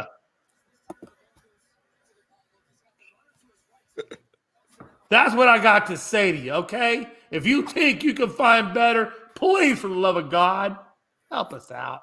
Help a brother out. Hey, but he did look good for a few plays that he got in that one game. Oh my God, Gonzo! If the first word out of your mouth is a few plays, and you know how much I love you, God. Oh, I'm not sold on him either. But hey, there'll be a team that'll take a chance on him. Of course, there'll be a team that's out there, and I think for the Packers' benefit, it would behoove them to take whatever it is they offer in terms of draft picks or whatever. Honestly, And you know the perfect team that would take a shot on Jordan Love? now who? A team like Houston, because what do they have to lose? Yeah, you're right. I mean, honestly, what? Hey, listen, what do they have to lose? Honestly, You bring in Jordan Love, you see what he can do. You can still draft a quarterback in the first round, and if Jordan Love's not your answer, he's in the final year of his rookie contract next year anyways. You just let him go, and you're not on the hook for anything.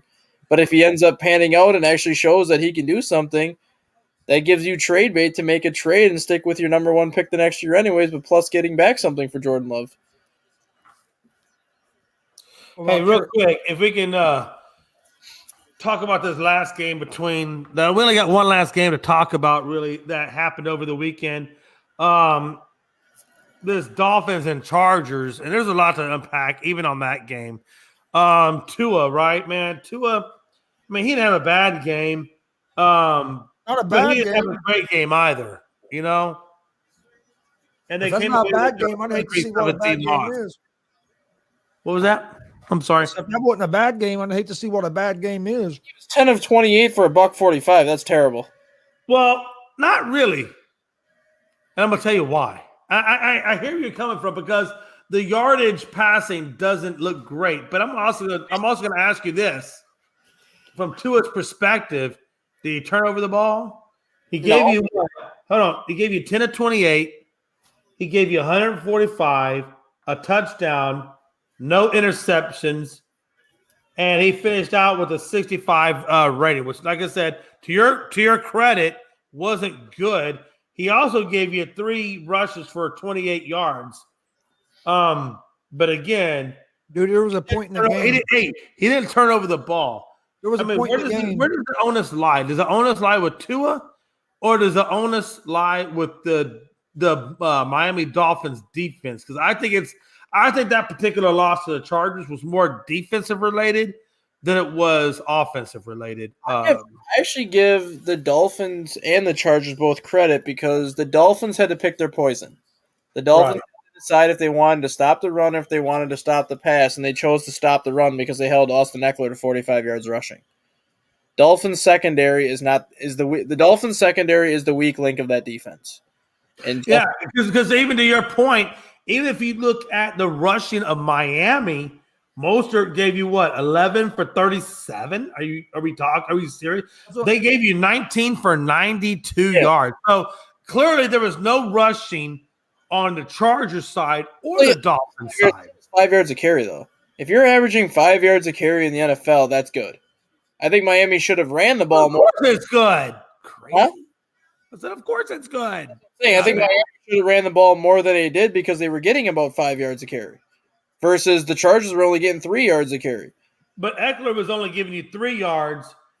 And look, let's just be honest. Hey, at one point, there was no run game. It was all passing. Jay, you got to put a lot of this loss on Tua as well. Because I don't know why. Why? Well, hold on. There was a point going in the third quarter of that game where he'd only completed 3 passes. And you're playing against backup cornerbacks and backup safeties. Let me ask you this. Okay. So to your point, accuracy, he wasn't accurate. To your point, though, he went 10 of 28. I get it. that's less than 50% completion rate. I get it. But how many of those passes were dropped and how many of those passes were bad passes? A lot of them were bad passes. His accuracy wasn't good that day. Tua looked bad on Sunday. He was throwing behind receivers. Yeah, he didn't have a good day. Yeah, and the thing is, I ask you this only because I saw the highlights on the game. I did not catch the game. So again, I'm relying on you. If you tell me it was Tua, then it's Tua. He looked bad. He looked bad that game. He did. Well, then Tua needs to get his shit together. Give the Chargers a little bit of credit too, because realistically, that game was their season. A loss there, they can pretty much, I think, be. I'm not going to say eliminated from playoff contention just because the Patriots hold down. Oh no, the Dolphins are going to be in the playoffs. The only one that has to worry about would be the Chargers and whether or not they get there. I'm talking the Chargers. If the Chargers lose that game with the Titans, oh yeah, they're done. If they lose that game, I think they're all well. I don't know if they're done, but it's going to be very hard for them to get back. The last 3 games for the Chargers are the Colts, the Rams, and the Broncos. So the Chargers could win those final 3 games. But this upcoming weekend, they play the Titans. If they can beat the Titans, Chargers can run the table and finish 11-6. I need the Titans to blow the doors off to them because Tannehill, Burks, and Henry are all on my fantasy team. So I hope that doesn't happen. Well, I'm just saying though, I think that was a big game. I've already hired Johnny Two Thumbs, so we're don't worry about it. I got it under control. That was a big game for the Chargers because I think that saved their season. Yeah, I got Johnny Two Thumbs. I don't care what you're saying. It's all good. I think it puts them into position now to get that final playoff spot in the AFC because if you look at their remaining schedule, the 4-8 Colts, the 4-9 Rams, and the 3-10 Broncos are all winnable games. And Tennessee at 7-6 right now too is not playing well. And if the Chargers beat Tennessee falls to 7-7. The Chargers go to 8-6, and the Chargers go from the 8th seed in the AFC up to the 5th. So the Chargers right now have put themselves in the driver's seat to very quietly not only make the playoffs, but they could position themselves to be the 5 seed and really make some noise in that first round. Yeah, I definitely think they get into the playoffs. Like I said earlier in this show, I said at the end of the day, it was going to be the Chargers in that 7th spot. So I have no doubt about that in my mind. Question though, man. I know. Look, we talked a crap ton of football. Let's talk a little baseball. Guys, it was okay. We talk a little baseball real quick. I know we're kind of getting close to that 2-hour mark, but look, there's a very big thing out there right now. Rodon is still out there on the market. And there are teams that need to solidify, another starting pitcher. And let's be honest, Rodon was probably the 3rd best pitcher out there behind DeGrom and Verlander that's on the market. So let me ask you this, stat guy. Hypothetically, let's play worst case scenario for the Astros perspective. If Rodon was to sign with the Yankees, which I've already seen reports made by Heyman and Schefter where it looks like the Yankees are, adamantly, pursuing Rodon to come in there and take the place of where Taillon left them. Number one, my first question to you is do you think Rodon signs with the Yankees? And then if he does sign with the Yankees, how do you think that affects their ability to compete with the Astros? Now, I'm going to ask you a follow-up after you give all this. I do have one more follow-up question, but I'm not going to give you that follow-up question until you answer the first 2. I think it all hinges on what's going on with Carlos Correa because the Yankees are also in on Carlos Correa. Correa's already signed. No, he hasn't. No, he hasn't. Yes. Where's he going? Correa's off the market. Who'd he go to? I think he went, I want to say Giants. I can give you that. Just tell me what you thought about the first part, and then I'll tell you where Carlos Correa went in about 2 seconds. I just looked it up right now. It says he's still free. No, he's signed. I saw it. I actually I heard he signed. I heard it's down to 2 teams, but I heard he has not signed yet. Oh, I saw it though. Damn it. Give me 2 seconds. I will pull up the tweet. It's between the Giants and the Twins is what I saw. I think he went to the Giants. I think that. Hold on. Let me see what this one is. Oh, that's Rodon. So, what do you think the chances are? Oh, if Rodon signs with the Yankees, what does that do for them when they have to go against the likes of the Astros? It makes. I'm not going to say it makes it easier to beat Houston because Houston is still going to be a great team. They're still going to be one of the favorites to come out of the AL. But it makes that a more competitive series than when it was this year because now Houston doesn't have their ace Verlander. It's going to be Fromber, right? Fromber is going to be their ace next.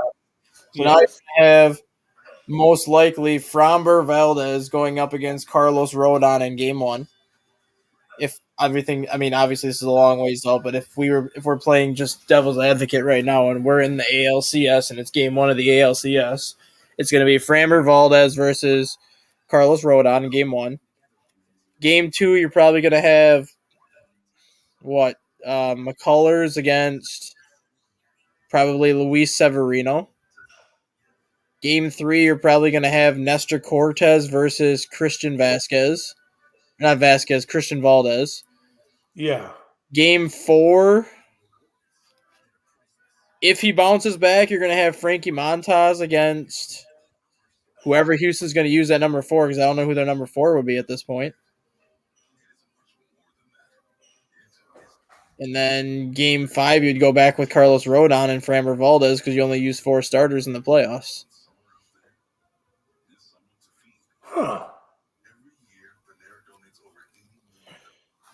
So realistically, I think adding Rodon to the Yankees puts them in a better position than Houston rotation-wise because Houston still needs to replace Justin Verlander in that rotation. No, they don't. You don't think so?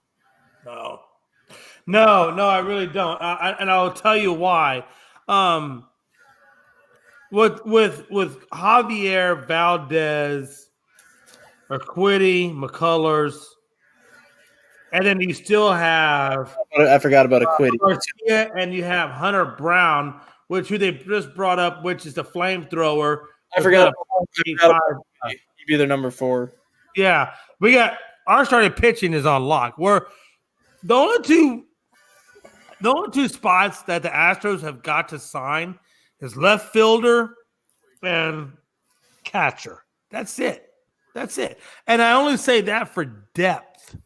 Not that we need it. We don't need it. We're good with what we have.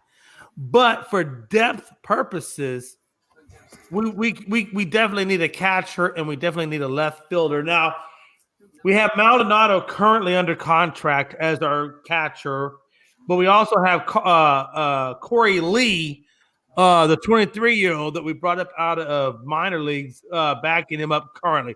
That's our 2 catchers, Corey Lee and Maldonado. Now, I like Corey Lee, but he still is a little green when it comes to the play calling aspect, not the offensive, but definitely the play calling. He'll learn a lot from Maldonado in that aspect. That's fine, and I'm okay with that. That's why the biggest name for the Astros is left field because Alvarez. What about Yonder Diaz at catcher? Huh? What about Yonder Diaz at catcher? Yeah, and they're also in contract talks. Last time I checked, for a trade, not contract. Excuse me, I misspoke. It's not contract talks. There's a trade that there's being talked about between the Diamondbacks catcher / outfielder. You know what I'm talking about? I can't remember his name off my head, but you know what I'm talking about. Yeah. But you were saying about the left field situation for Houston. Which I think they should go after Benintendi. I don't know that Brantley is going to make it back from injury in time. Yeah. But if they went after Benintendi, I'm okay. Because they just saved $45 million. The only reason why I could see them possibly not is because your number 4 prospect is Pedro Leon, a left fielder who's supposed to arrive in 2023. Your number 5 prospect is Colin Barber, another outfielder who's supposed to arrive in 2023. He's a corner outfield that you could stick in left field. Your number 11 prospect is Justin Durden, another outfielder. And you have your number 28 prospect is Quincy Hamilton, another outfielder. And then your number 30 prospect is Corey Julks, another outfielder. Do you like how deep our farm system? We have a pretty deep farm system. So Houston has 6 or 7 outfielders that they could use in left field. And I like as much as Andrew Benintendi would help that team. If there's any hope that Michael Brantley is going to come back at this point, I see them re-signing Michael Brantley, giving Brantley the amount of time he needs to heal. Yeah, I agree with that. You know what? I really like the fact that you said that because there's a couple of things I like about Brantley. Number one is he is an incredible he's an incredible clubhouse voice. Like people don't understand what Brantley brings to the team. Brantley, first and foremost, is a great contact hitter. He's a great outfielder in left field, but he has that X factor potential that if you don't know what turned around and what made sure that the Astros won the 2022 World Series championship, if you don't think that Michael Brantley was an incredible piece to that puzzle, you don't know baseball and you don't know Michael Brantley, and you certainly don't know the Houston Astros because Brantley went into that locker room when the Astros are down 2-1, and he said, look, guys, you're not playing Astros baseball. You're playing their baseball. I need you to come back and play the baseball that got us through the regular season and got us to where we are. We need to go back to that baseball, and we need to play who the Astros baseball is. And I swear to God, when Brantley gave that conversation to that bullpen in that clubhouse, they came out on fire, and we went on to win the World Series. That's the X factor that you need in a guy that you just can't go out and buy. I can go out and buy any player out there under the sun. I can go spend $300, $400 million for Trey Turner. But is Trey Turner going to be all of what I need from Trey Turner that I can get out of a Michael Brantley? And sometimes those X factors are what get your team where they need to go. And so if they sign Michael Brantley, that's great. I still want to see them go out and get a catcher, though. Yeah. Whether it be Gary Sanchez, because watch this, Carlos Correa, if he does sign with, and correct me if I'm wrong, Gary Sanchez, he's with the Giants, correct? Twins. But now that the Twins, I don't see the Twins letting go of. now that the I don't Twins, see the Twins let go of Gary Sanchez. yeah, now that the Twins signed Christian Vasquez, Gary Sanchez, that he possibly is available. Yep. Because they also have Mitchell Garver in Minnesota too, who's also a catcher. Yeah, I'm good. I'm good. If the Astros want to go out, if I'm Houston, I gotta go out and grab a catch. I just have to. What I was saying. That's gotta be the one spot I grab it. And if they want to go grab a Gary Sanchez and have him be the backup to Maldi, I'm okay with that. I'm okay with that all the way. Yeah, what I was saying about your outfield situation, if there's any hope that Brantley can come back at any point this year, you re-sign him, and then you promote Corey Julks from the Sugar Land Space Cowboys, who hit a 270 last year in AAA with 31 homers, 89 RBIs, and 24 stolen bases. Are you talking about Corey Lee? Corey Julks, Julks. He's your number 30 prospect in the system. He hit a 270 in AAA last year with 31 homers, 89 RBIs, and 23 stolen bases. And he's ranked 30th in your system. You give him a shot. Yeah. I got it. You said Corey with the K, right? CoreyJulks. Yeah, that's why I spelled it wrong. Yeah, he played in AAA this year, hit a 270, career high 31 home runs, a career high 89 RBIs, 22 stolen bases. So yeah, you give a guy like that a shot in left field while you wait for Brantley to come back. You know what? Man, you know more about my damn farce. I hate you, stat guy. You know too damn much. Hey, at the end of the day, though, man, let me ask you this. When we're talking baseball, I'm looking around and who did what, and there's been a lot of who did what. The big teams, the teams that I think that have the best chance to beat the Astros, still did not upgrade the areas that I thought they should upgrade to beat the Astros. For example, I don't think the Phillies did anything in their bullpen. Well, you know what I'm saying? They upgraded with Trey Turner, but I don't think they did enough in their bullpen, their relievers, that's going to beat the Astros. I don't. I think the Dodgers lost too much to be anywhere in contention. And I look at the Mets, and they really have not done too much in the way of their bullpen. They did their starting pitching, and they did it for their area. Actually, did address their bullpen in a big way. Did they? Because who they dropped? Maybe you're catching somebody I didn't catch. Well, the Mets replaced Jacob deGrom with Justin Verlander in the rotation, which a horse and a horse. It's basically the same pitcher. That's a horse and a horse. We're talking. Hey, get all started pitching. I'm talking about bullpen. So the Mets have the best closer in baseball in Edwin Diaz. Don't give a damn. What was the biggest problem that the Mets bullpen had last year? They didn't have that bridge guy to get the ball to Edwin Diaz. The Mets signed David Robertson to pitch the 8th inning.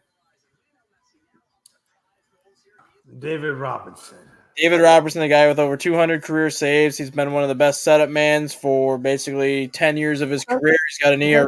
I'm not. I didn't say anything bad. I just said his name. Okay. Yeah, that's their new 8th inning guy. So let me ask you this right now. We know what if you ask Xander Bogaerts with the Padres, he will tell you that they are stacked from top to bottom.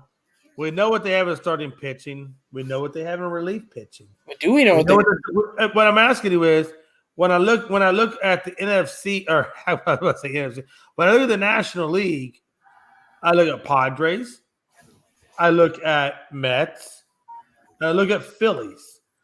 Is there any team outside of those three that you think will be in the World Series? Well, the Padres worry me for a couple reasons because they need to replace 2 starters. They lost Sean Manaea to the Giants yesterday, right? Who was their number 5, and they lost Mike Clevenger to the White Sox. But you're not answering my question. I'm getting there. So get there quicker. Right now, I can't put the Padres as a World Series favorite until they address some of their starting pitching because they need 2 starters. Otherwise, it's Musgrove, Darvish, and Blake Snell as their top 3 and really nobody after that. I'm still putting the Dodgers up there as World Series favorites because they are still the Dodgers. No, no, I'm not taking that. I'm not going to take that. I'm not letting you do that. They have lost way too much to be in contention. No, they have lost way too much. No, yeah, they always seem to replace it with farm system play. Well, okay, well, I'll believe that when the farm comes up. Until the farm comes up, I'm not taking that. The Braves could be contenders in National League. Thank you. That was why has Gonzo just come out of nowhere and give me the answer I'm looking for? That guy, why couldn't you be that person? Well, that was my next team because everyone overlooks the Braves, and the Braves are the ones that traded for Sean Murphy. You're such a plagiarist, but okay, I'll let you have it. But yeah, I mean, right now you have to think the 3 teams in the NL East, the Braves, Phillies, and Mets, are going to be World Series favorites. I don't know what you put on that mic, but it looked weird. You have to think the 2 teams in the NL West, the Padres and Dodgers, are going to be World Series favorites, and then it's kind of you got to probably say the Cardinals are the favorites in the Central right now, and I don't know if anyone's going to take them serious just because everybody else in the National League is so much. The Cardinals haven't done enough, honestly. Look, you and I know that. The Cardinals haven't done enough. I think that was their problem. The division they play in is so bad that they know they don't have to do a lot to win that division. And everybody So what I need from you is top 3 teams in L. Top 3 teams in L. Putting the Phillies number 1. Thank you. Putting the Braves. I agree with that. Yep. Braves number 2. Okay. And putting the Mets number 3. And I think all day long, I think that's a solid. I think I am right in alignment with what you're saying. Gonzo, do you feel the same way about that top 3 that gets in, or should say is a top 3 to beat? And I would Braves, put the Phillies, Mets. I would put the Dodgers 4 and the Padres 5. No, I would probably reverse that. But I'm still okay with. But I'm okay with your 5. But I would reverse the Padres. I just think the Padres are better than the Dodgers. At this point, when they lost Trey Turner and their pitching rotation, at the starting pitching rotation, yeah, I got Padres over Dodgers. But again, hey, you can have 4 and 5, 5 and 4, however you want to do it. That's fine. Yeah, without Fernando Tatis for 58 games, I think that's going to make. Don't worry. Hey, we haven't got to Tatis yet. Let's not worry about Tatis just yet. Gonzo, because I got a question about Tatis in just 1 second. So hold on. But Gonzo, man, what the fuck? Top 3, baby. Oh, in the National League? Yeah. No, I agree with what you guys had. I'd go with the Phillies. Man, Padres worried me a little bit, like Dustin said, because of their pitching. But I'd put the Phillies. I think the Braves, the Mets. So we're in different alignment. Top three, however you want to put it. Top 3 is definitely Phillies, Mets, and Padres. Can I ask you this question, Jay, before you get to Fernando Tatis? Oh, absolutely. Being I'm here for you. Being how good the Phillies, Braves, and Mets appear to be on paper. Obviously, on paper is one thing, and you have to produce on the field. Could you see all 3 teams coming away with 100 wins this year? That's a good question. Remember back in 2015. No, hey, listen, that's a good question. Phillies, Braves, Mets. Phillies and Mets? Yes. Braves? Close. I think if they don't get to 100, I think they get damn close to 100. I think all 3 of those teams get close to 100, if not at 100. Yeah, absolutely. With the upgrades that they've done, yeah, I do. My question, though, is for you. Tatis has been in some talks with the Yankees. We've seen that. Tatis has been talking to the Yankees. Yep. Do you think that the Yankees bring over Tatis at some kind of level? Because let me ask you this, because I don't know. I have not researched this, so I don't have the numbers in front of me. But Tatis would have to come under trade. He would not just be free agency, correct? Yeah, he's in year 2 of a 14-year deal. Exactly. So I don't think it happens. I don't think the Yankees have what it takes in assets to be able to pull off a Tatis trade. Well, I don't think they have it.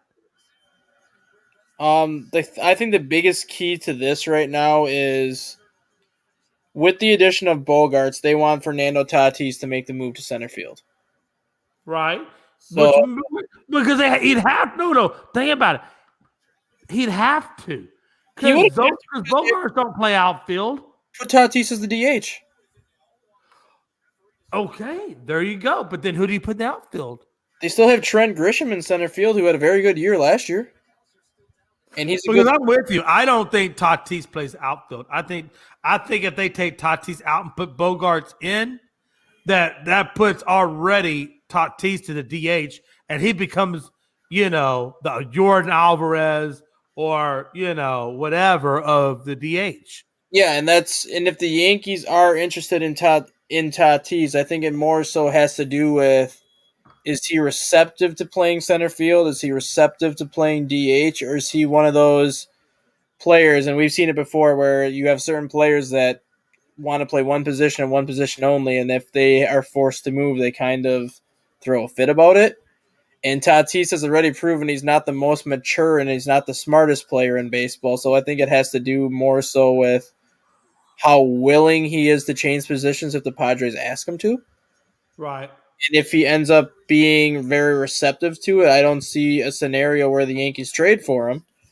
But if again though, and to Dame Gonzo, can you put that last comment up by Damian, please? It's Damian. He does bring up a pretty good point. Number one, yes, they're going to sign him. That's not the part of the point that I want to bring up. The part of that point that I want to bring up is the fact that he won't be available until after the All-Star break. True at all. So again, the Phillies won't have Bryce Harper until after the All-Star break. And when he does come back in, he'll come back as a DH.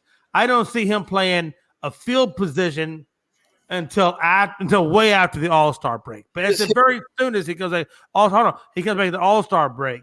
But for Tatis, the Yankees don't necessarily need him to come in right away. They're okay for right now.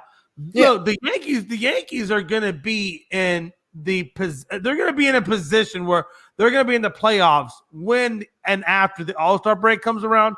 And their division, they'll be in the lead. And then when Tatis does come back after the All-Star break, they're going to be even that much better because, like Dustin said, Tatis will just take over the DH spot, and then they'll work him in from the DH spot, just like the Phillies are going to work Bryce Harper from the DH spot after the All-Star break.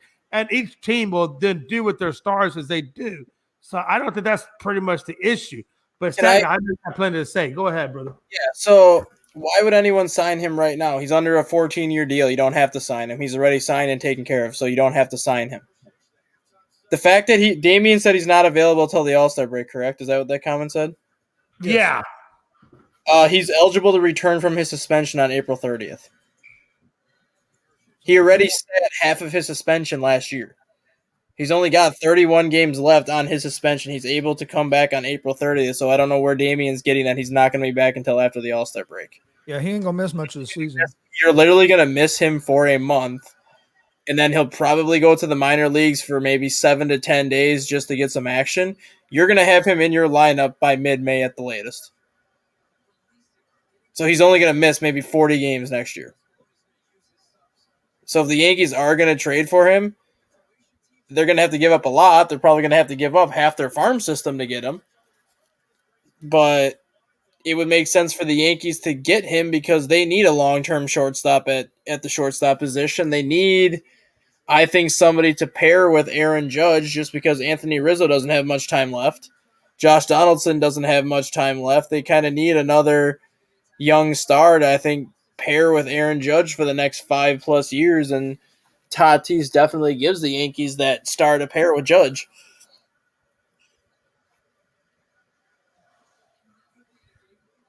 Yeah, Damon said, "Oh, my bad. I thought it was till the All-Star." Yeah, he's only gonna miss about a month, so he's not gonna miss much. That's not. I don't think his suspension is going to affect anything. It's just going to be if they can make a deal that makes sense for both sides. Because he only gonna miss about a month of the season. Yeah. Man, I'll tell you, Dustin, you're the best person I ever seen that can talk long enough that I could take a pee break. It's fucking beautiful, man. No, man. Hey, at the end of the day, though, man, when I look at the Astros, I look at the AL side. You know, I always say, okay, who on the AL side upgraded enough that's going to get the Astros fits come next go around? Seattle made some good moves. I think Seattle's going to be a force to reckon with for the Astros come next go around. Do you agree? I do. I think the addition of Chris Bassett to that Blue Jays rotation now, because now you have Alek Manoah, Kevin Gausman, Chris Bassett, and Jose Barrios as your top 4.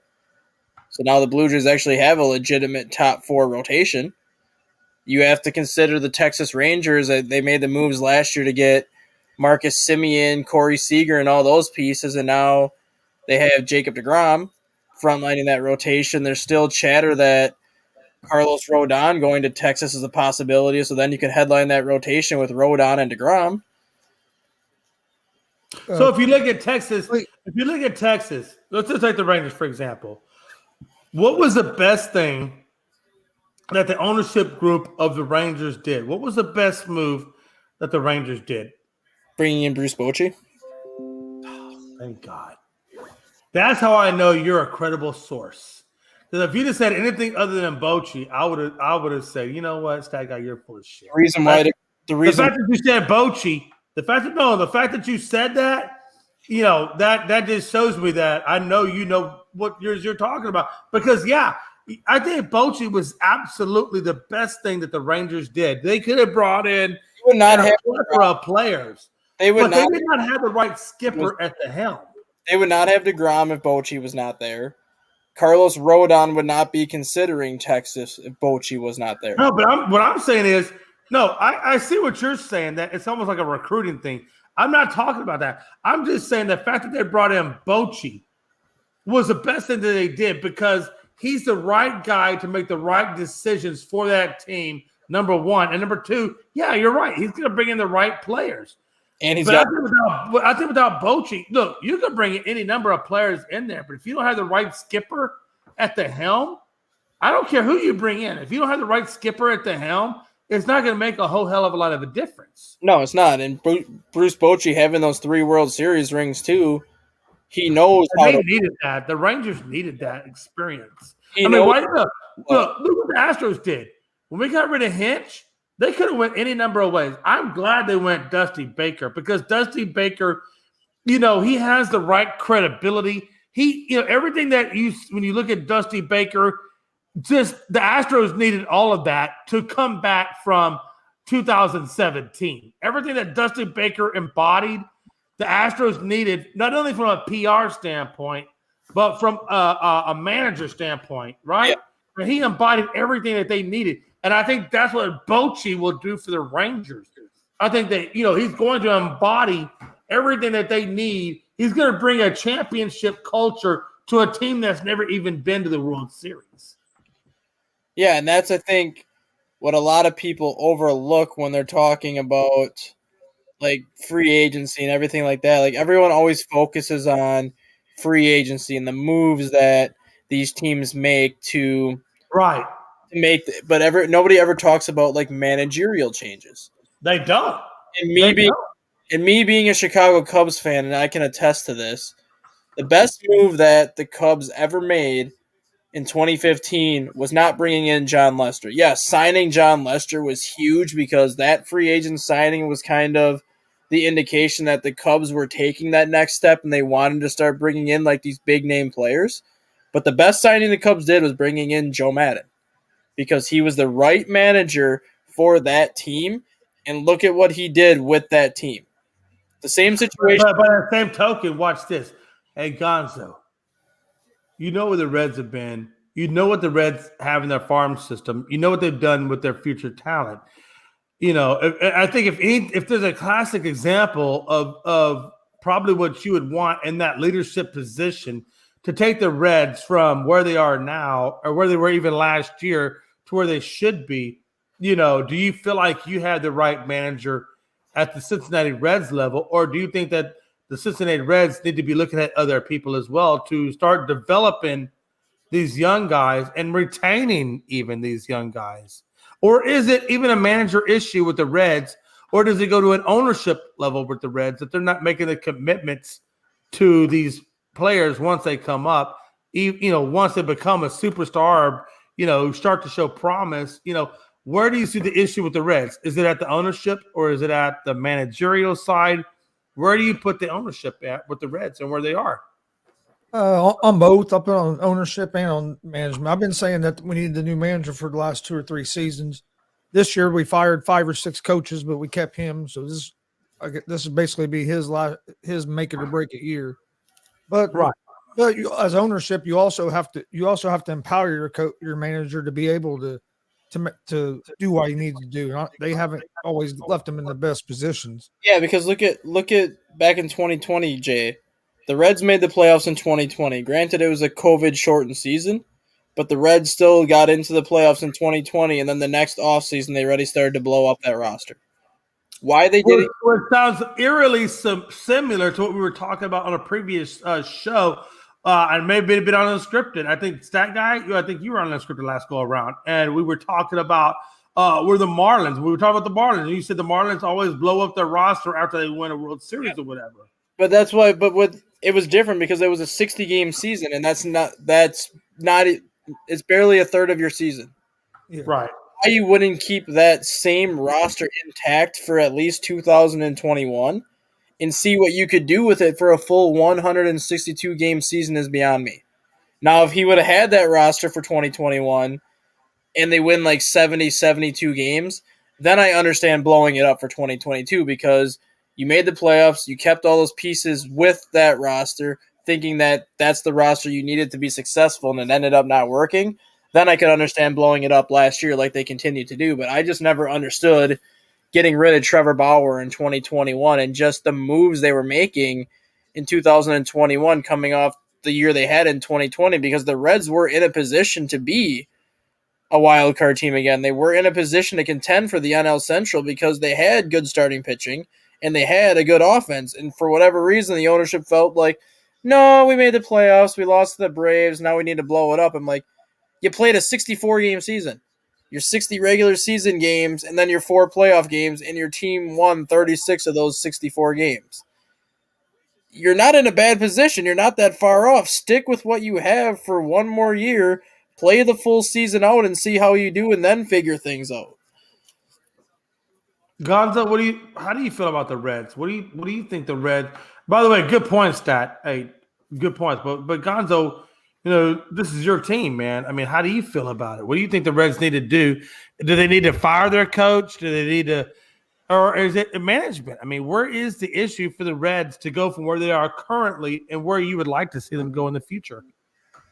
Like I said, I think it's a mixture of both. Would like to see him get a new manager. But the main thing is we got to build. We got a bunch of prospects down in our farm system. We got to develop them guys, and then when they start playing well, and we move them up, give them a chance. That's not once one guy starts doing good, let's move them somewhere else. We got to start keeping some of our prospects around to build a solid team. And so I think that's the biggest thing is that we got to. Some of these prospects have to pan out that we've traded everybody away for. And then when they do start panning out, you got to start keeping them and build a foundation, and you'll be able to start competing. I mean, look what the Cleveland Guardians have done. They had the youngest team in baseball last year, and look where they were at. And what's the I agree. Just take Miami, for example. If you go over and look at Miami's starting pitching rotation, they're young and they're good, and they're only going to get better as a starting pitching unit as long as they don't trade them away. The problem with the Marlins is they've never built a team that's going to be complementary to that starting rotation, and that's the problem with the Marlins. They actually have. You know what I'm saying? No, go ahead, Dustin. Go ahead. I know you got something to say. Go ahead.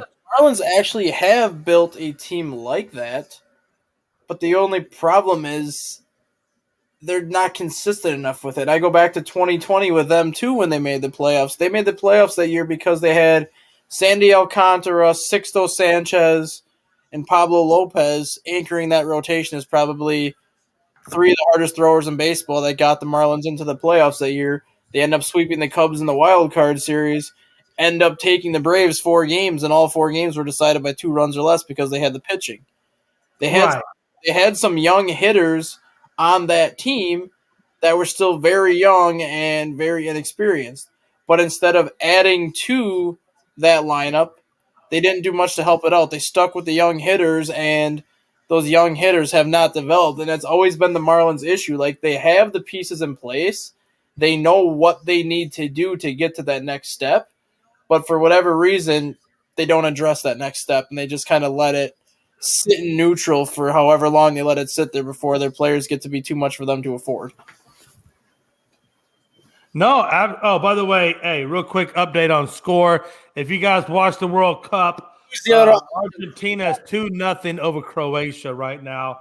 And it looks like Argentina's gonna just blow them open shortly here. Yeah, it's not looking good for those guys. Yeah, man, I agree with you. I think when you look at Marlins, when you look at the Rays, I mean, those are teams that are just Rays are the anomaly just because they actually know how to consistently put a winning team on the product or on the field. Even when they trade guys away for whatever reason, their player development department knows what the hell they're doing, and they're the anomaly when it comes to a small market team because they're always in the 90 to 95 win range. Hey, real quick, if you don't mind me, Gonzo, just real quick. Mississippi State will play in its January 2nd ReliaQuest Bowl game against Illinois. Bulldogs interim athletic director Bracky Brett told ESPN on Tuesday Mississippi State coach Mike Lee obviously died Monday night after complications related to a heart condition. So they're going to honor Coach Leach and play in that bowl game. I got to be honest with you, man. I really, really pray, and I'm going to pray hard tonight before I go to bed, that Mississippi State wins that game in honor of Coach Leach, man. What a way to go out. Did you hear what they're planning on doing? I just caught the latter end of that conversation, so no, I was reporting what I'd seen. Planning on having everybody wear the number 61? I hope they do. For his age? However they want to remember Coach Leach, if they want to put his initials on their helmet, his age on their helmet. Hey, whatever they want to do. I just want Mississippi State to really win that game. Illinois, hey, nothing against you, but I would like to see Mississippi State win that bowl game in honor of Coach Leach. I just think that, how amazing would that be, right? Yep. But anyway, Gonzo, I apologize. I just saw that come in. I wanted to talk about that real quick. Well, let's get to final thoughts. Jesus, are we at final thoughts? We're only 2 hours and 18 minutes in. It's all good. Could have gone all night with this shit, but let's go. I'm going last. I don't care. No, Gonzo, you're going last because it's your show. I'm just here.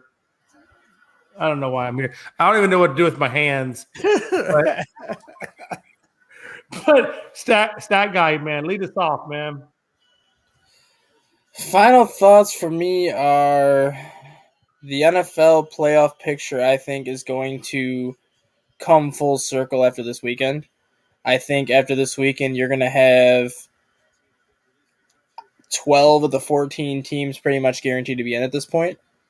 And I think it's going to be basically what you were saying earlier, Jay, where that 7 seed in the AFC and the NFC is going to go down to week 18. But I think the rest of the playoff field will pretty much be decided by the end of this weekend. Yeah, I think so. I absolutely agree with you on that. My final thoughts are, number one, I think I speak on behalf of all the commentators here at Afternoon Blitz, as well as All Sports, All Plays Networks, as well as Unscripted podcast on All Sports, All Plays Network. Our hearts go out to the hearts and family, teammates, team members, coaching staff, and the University of Mississippi State. We are deeply sympathetic towards the passing of Coach Leach, and you will be in our prayers going forward, man. Absolutely. As well as I don't want to forget about, again, the players, that lost their lives at University of Virginia. You're always in our prayers, and we are always thinking about you as well and your university as you go forward in the trying times.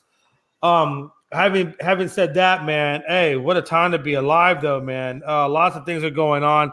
We really didn't get too much NBA. We'll talk about NBA on Unscripted. Gonzo, I know you'll be on tonight. Stat guy, I'll throw you out the link. If you want to come on, come on. If you don't, you don't. What else? But anytime. Not about that. I have my daughter's birthday party tonight, so I won't be able to. What is she, like 6? She'll get over it. Come back. He'll be there for 7. It's okay. Don't worry about it.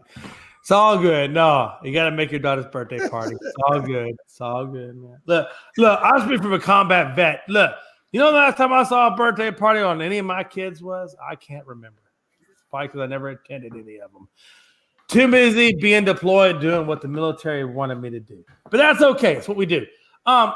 Hey, real quick, man, look, Gonzo, thanks for, again, throwing a badass invitational to allow us to come on and talk sports. Unscripted tonight, 7 p.m. Eastern Standard Time. Catch us. Don't be square. Be there. Gonzo, man, much love, man. Love you, brother, man. Glad you're feeling well. You look good. You look good, man. I don't know if you're just throwing up a front, but you look pretty healthy. You look like you're enjoying life. I like the beanie. And, yeah, you look good. You just look good. I'll give them a shout out. This is actually for the Guardian Brewing Company. It's a couple of my buddies, the brewery they started here in town that they own. Hey, nothing better than a friend of yours that has a brewing, quote unquote, company, because that tells me, AKA free beer. Let's go. You tell me when to be at the party. 3-0 Argentina, by the way. We don't care. Continue mission. I'm teasing. Argentina, 3-0. We already know you're going to be in Croatia. Hey, you made a good attempt. You'll get the honorable mention trophy as you go out the front door. Yeah, they have a place game to play on Thursday. Hey, Dustin. Hey, for real though, man. Hey, I do want to say, hey, happy birthday to your young baby, and have a good time spending, man, because they only come once. Mm-hmm. And it goes quick, that's for sure. They grow up quick. It's hard to believe. My son's already grown and out on his own. God, I can't wait till Dulce gets there. I got 2 years, and I'm debt free from her. Thank God. Oh my God. Jay, you're Jesus. never gonna be debt free from her because then, Yes, I am.